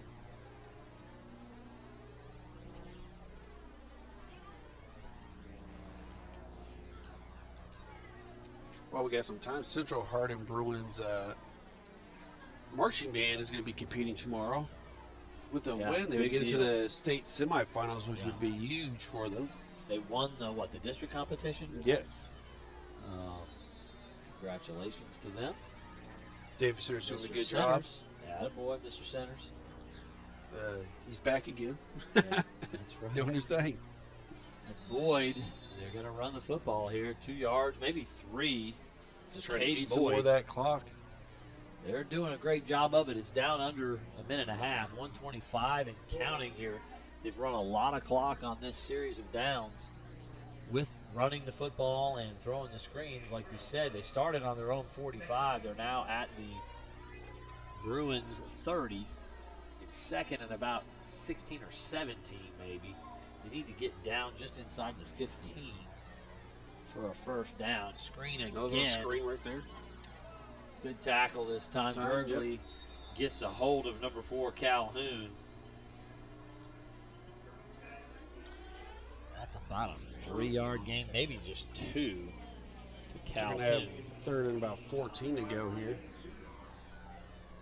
Yeah. About one more play before the quarter ends. Yeah, getting close to the fourth quarter. It is going to probably, they'll have to snap one more time here on 3rd and long. See how aggressive Coach Thompson wants to be on 3rd and long here. I'd throw another one of those little stop routes. He's got him right there. Well, he's going deep. He's got Jodon. Touchdown.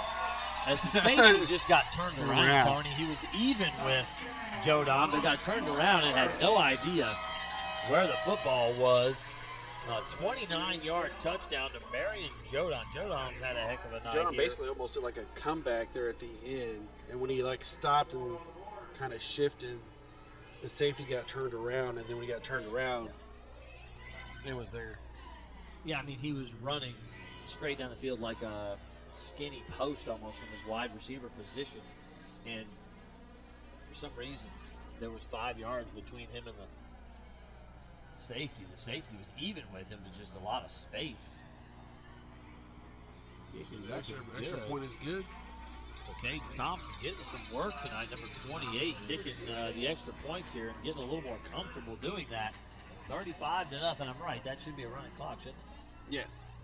So there's only 19 seconds here. Doesn't it stop on kickoffs? It'll it stop on changes changing possession. It should stop on changing possession here, but yeah, 35-0. This thing is academic, folks. Big win for the Trojans. We got another quarter of action still to come, but certainly this thing is about in the books.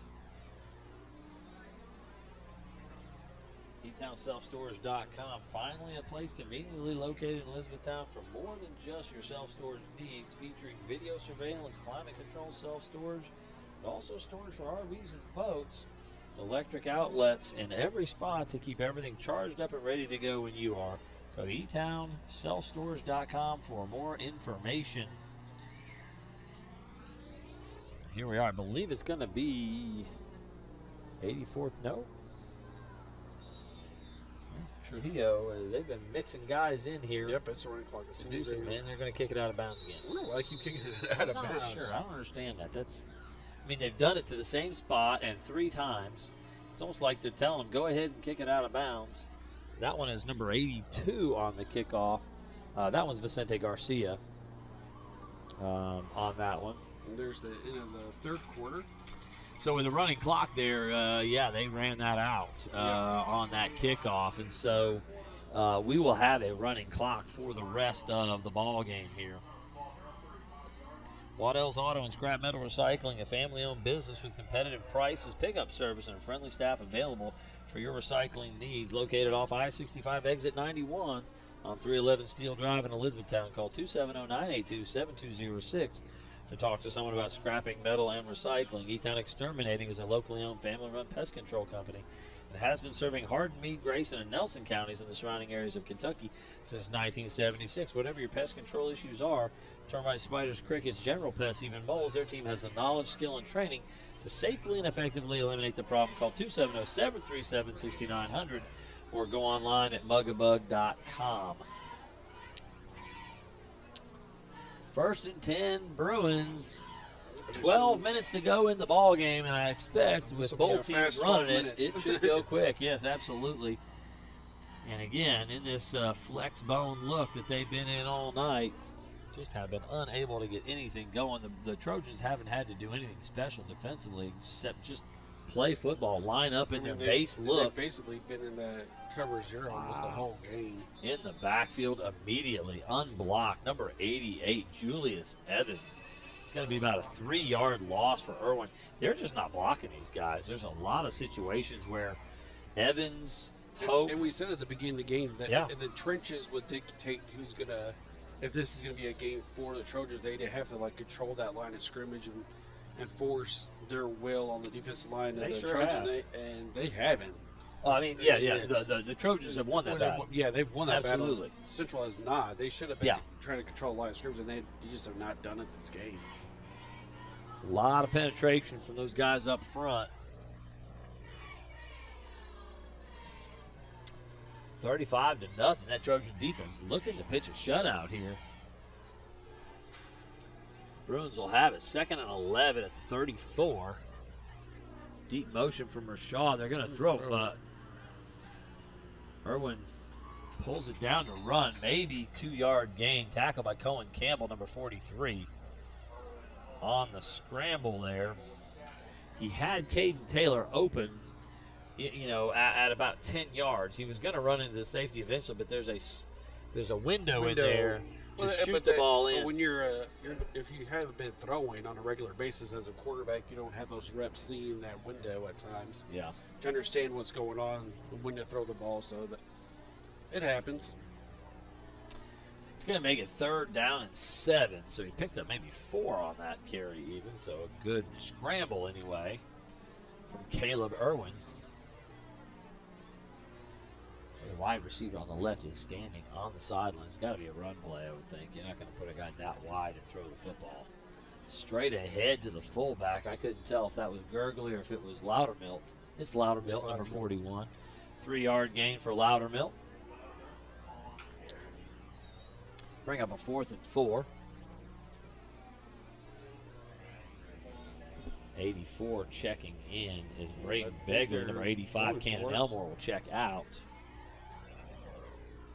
4th and 4. I suspect they'll throw the football here. Not sure what kind of a route they'll be looking for out of this formation. I mean, maybe a quick slant.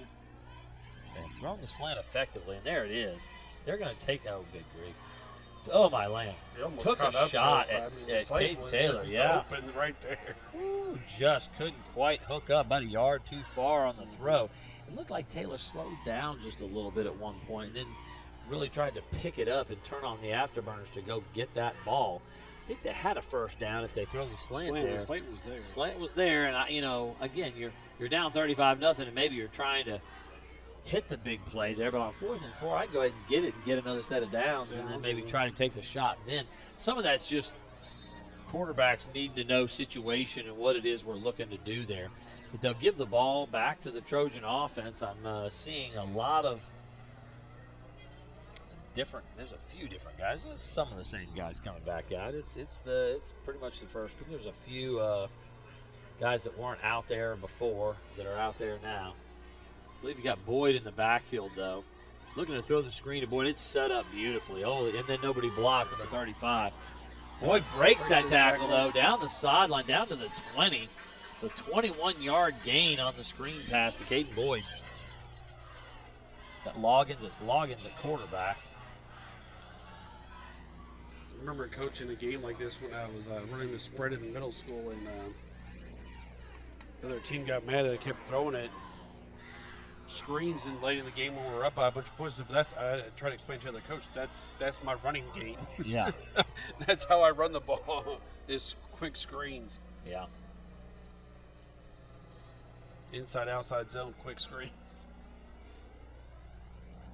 There's the quick screen there. Is that Grimes 9 with it? Grimes has it. Working outside. Good tackle on the edge there, I believe. Maybe number 8, Gage Gurgley. Again, I can't see the numbers. Yeah, it was in fact Gage Gurgley, number 8. Made the play out there. 7:53 and counting. A 3-yard pickup for Grimes.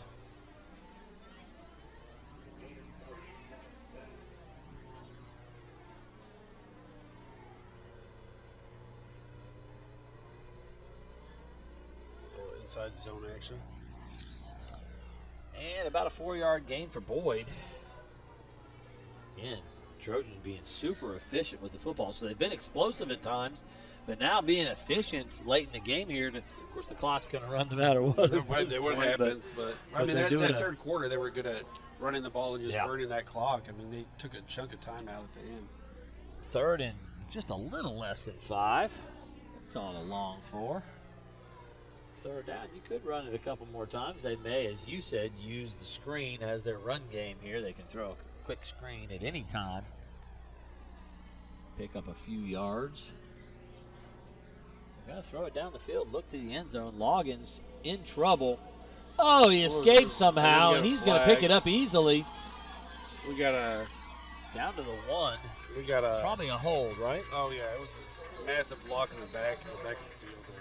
Loudermilk limping a little bit as he was the one applying the pressure, but Loggins spun out and got outside of the contain. The bad part was he didn't even need to block him in the back on that one. He could have just left him alone because he was gone past that containment. Well, on that 3rd and 4, they picked up about 13, but it's coming back.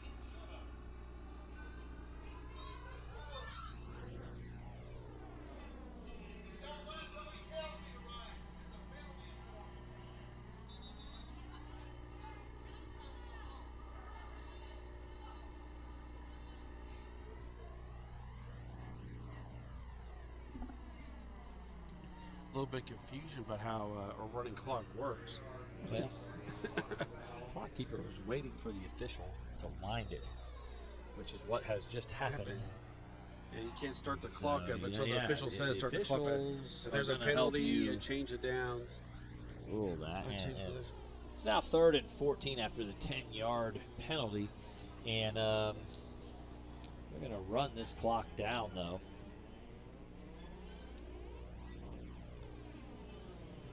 Oh, what a great catch, throw and and then a catch. touchdown. Holy Oh, my cow. God.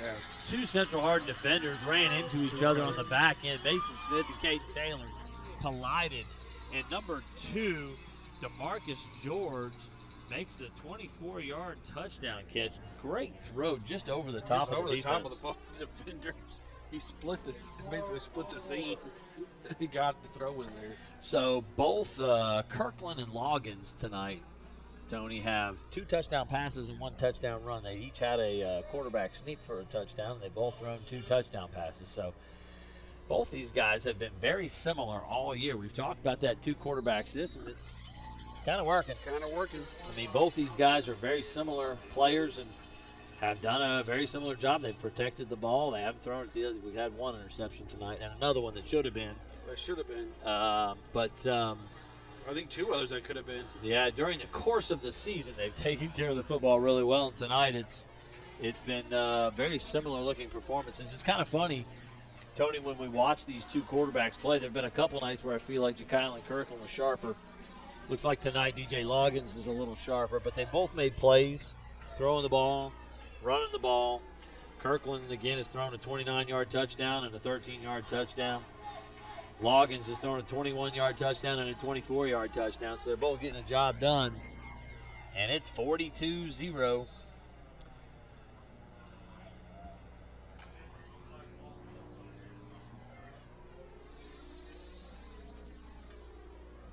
See if they kick it out of the bounds again. Yeah, that's been a little surprising.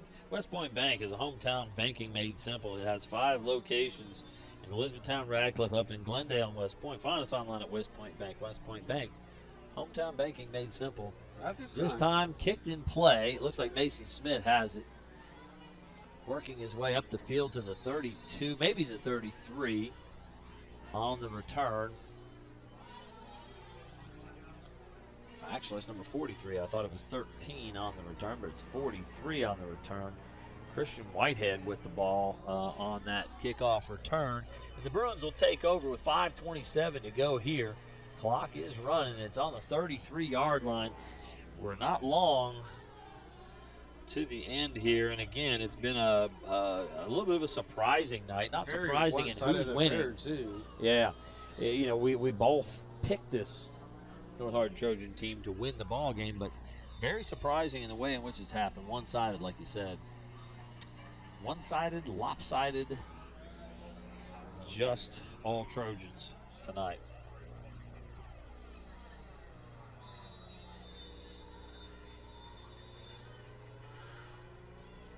North Hardin calling a timeout. Looks like they had a bunch of players that don't traditionally play during the game were in there, and some of them are lined up in the wrong spots. trying to get some of your young guys to keep your to play a little. Your starters from getting hurt from something silly at the end of a pop-up game.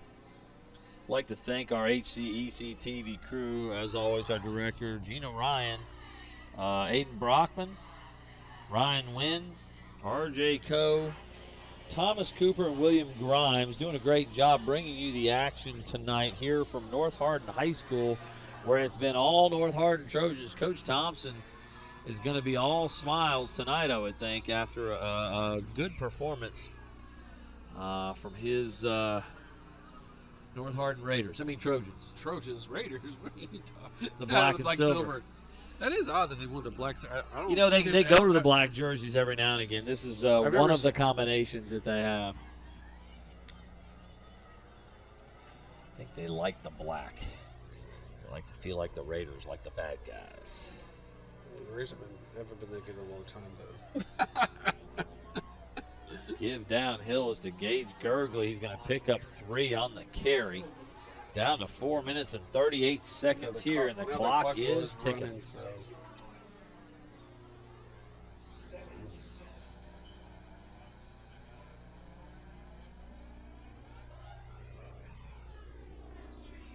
it's going to be back to the drawing board for Coach Stockdale. They've got to find something that they can go to. They're going to be playing Barron County next week, and we saw their defense against North Hardin. They gave North Hardin fits. Their quarterback was not bad at all. He had some situations where he should have scored points, and his receivers weren't able to pull it down for him. But threw it well and ran it well. Yeah. So that Barron County squad, defensively, they ran to the ball in a hurry. I mean, they were something else 2 weeks ago here against North Hardin. Just couldn't get the job done as North Hardin's defense, as you said. I mean, they held them to 14 points. Yeah. Yeah, they held this North Hardin offense to 14 points. And North Hardin didn't turn it over. It wasn't a slew of turnovers. It was just good defense. Just good defense on both sides of the ball all game. They made it really tough on that North Hardin squad. They were, again, running so quickly to the football. And that's something the Bruins have not been able to replicate here tonight. Give to Gurgley off the left side. Got some space. He'll pick up the first down. Still on his feet. Big run. Biggest run of the night there. About an 18-yard run from Gage Gurgley. Again, you've got a lot of guys on the field for the Trojans here who are not numbers we have called yet this evening. So this season. And so, this varsity first-string offense is going to move the football here. I'm sure this is one of those situations where you got to play your guys. And so North Hardin coach is doing absolutely the right thing. Get your guys out there, give them a chance to play a little bit. But your first-team defense is standing over here on the side and going, don't let them score, don't let them score, don't let them score. They want this egg. Preserve that shutout, and you know that's what that first defense for the Trojans is standing on the sideline cheering really hard. Shaw in motion. They're going to give straight ahead. No, it's a quarterback keep. Irwin, nice job. And he'll pick up about 16 yards. I don't know if I would be very tempted as a defensive coach to say, head coach going to throw my starters back in for you can't do that. Come on, Menendez. That's why I would ask first. Before I did it. Because my instinct would be to do it. Yeah. Well, I got him some plays, Coach. Getting the other guys back out there. Let me get my goose egg. You can throw 2 or 3 of them out there. Your 2 defensive tackles and your inside linebacker, maybe see what happens. I don't know. Get 8 guys playing that haven't played much. Jet sweep, Caden Taylor trying to run it to the corner there. Gets all the way down to the 7. Another big gainer here, about 15, almost 20 yards on that carry. Minute 35 less than county. Yeah. So it looks like we may get a late mop-up Bruins score here as they're down to the 7. First and goal, 1:20, and the clock is going to run. Unless they call a timeout, which I cannot imagine. On either side. Yeah, Bruins, if they want to score, they might call one, but down 42-0. I think I'd just go ahead and take my L. Jackson Rashaw again trying to sprint to the sideline. Just short. 1 yard line. 55 seconds and counting. They'll probably have to score on this next play. If they don't, it's not going to get in the zone. So right on the 1, right on the goal line. There's no need to hurry for this Bruins squad here. They're acting like they need to hurry to the line. You know, they've got 40 seconds here. They're probably only, with a running clock, going to get one more play. It looks like they're going a little tush-push here. Quarterback under center, several guys right there with him, and they jumped off sides. There is a penalty flag on the ground. Let's see who it's on. Wow, I guess it's on the defense, maybe, lined up in the neutral zone. Let's see what the call is. Bruins are confident that is against the Trojans. Clock has stopped here on a penalty call. So they're going to wind it half the distance. Right behind big center Carson Lamoth, and they will push it into the end zone. That is a touchdown, Bruins. And so our final score here looks like it'll be 42-7. And as the Bruins score right at the end, and I'm watching Josiah Hope, number 8, number 88, Julius Evans, the 2 defensive tackles of the squad, kind of taking their towels and swinging them hitting the bench like, dadgum, we lost our Goose egg shutout with 20 seconds to go in the game. Kick is up and good. Micah Chenault knocking that one through. And so 42-7, the Trojans have a lot to celebrate as they've played a very solid football game.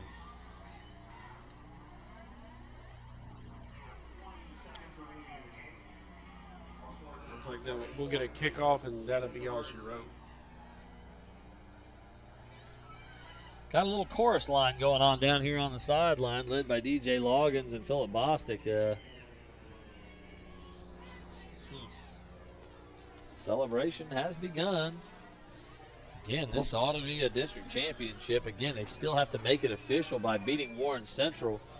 But again, Warren Central lost to the Central Hardin team 26-6. Well, again, they think they've only won about 3 games in the last 3 seasons. I feel very confident that this Trojan squad beat them as well. will wrap that up. Undefeated in the district. Yeah, they'll wrap up a number 1 seed for playoffs as well. They'll play at least 1 home playoff game. There should be 2 home playoff games, actually, that they have wrapped up here. So we may be back here at some point for a playoff game. That'd be kind of fun in the postseason to come back here. Season of calling games has become a home away from home field. I think I've called you and I have been here. Is this our 3rd game here or 4th? It's been several. It's been a lot. Yeah, we've been here a number of weeks, Tony and I. PRP, Barron, Central. So 3. 3. And, of course, Jeff and I were at John Hardin 4 times. Next 2 weeks, we'll be at Central Hardin, Barron County again. Barron County can win that ball game, and somehow Warren Central knocks off North Hardin. I still don't think that matters because they hold the tiebreak against Barron County. So really looks like this kind of has put a wrap on a district championship. And the clock is going to run down to 0, mercifully ending this. So the big crosstown rivalry game goes to the North Hardin Trojans in a huge way. Congratulations, Coach Brent Thompson. A fantastic performance from his guys tonight. Again, he's got to feel good. That's 5 in a row. They started the season 1-2. They've won 5 in a row now. They played some really tough teams early in the season. Yeah. And so, Tony, tell me what impressed you the most tonight about this North Hardin squad. I mean, they took what was given to them, and they actually were patient and went to the run game and actually were able to get some run in there. That was a good thing for them this game. So explosive in the first half and then possessing the ball in the second half, exactly how you'd want to do it. As you said, took advantage. And again, the Central Hardin turned it over 3 times. They turned all 3 of those into touchdowns. And that's exactly what you do when the other team gives you openings. Yep. You got to step on it and take advantage of those. They sure did tonight. And Central Hardin, I mean, I don't know what they can do at this point, but what can Coach Stockdale do to kind of turn this thing in a different direction these last 2 or 3 weeks of the season, Tony? I mean, it's going to be tough. I don't know what really to say. I mean, find the positives that we're working in the offense in this game and the last few games that they were able to do, and kind of just work off that base and move forward. But they're going to have to figure out what they're going to do in these next couple of games as far as how they can establish run and maybe even work in some more passes to the play. Yeah, that'd be good. They've got to find some things. The only thing I've seen in the passing game that looks good is the slant, and they've been able to hit that. We saw that at Meade County, looked pretty good, and seen that here. But, yeah, they've got to have some things they can go to in the passing game that are going to be successful. Get them maybe some easy completions. Yeah, you can't be so one-dimensional on that option that you can't go to something else when that's being taken away. That's somewhat what North did. They pretty much took the option away in the game and was daring them to throw these quick, fast passes, which is what you do against a cover 0, and they just couldn't do it. So 42-7 is the final. Trojans in a great spot here moving forward. They've got Warren Central next week, and then they'll play Owensboro Catholic on the road. They're on the road these last 2 weeks of the regular season. I hope that maybe we'll be back here for a playoff game. But again, they ought to have a number 1 seed. This is a big night for Coach Thompson and the Trojans. hopefully they can turn this win streak, this 5-game win streak, into a 7-game win streak by running it out here these next 2 weeks in the regular season and have a lot of momentum going into that postseason.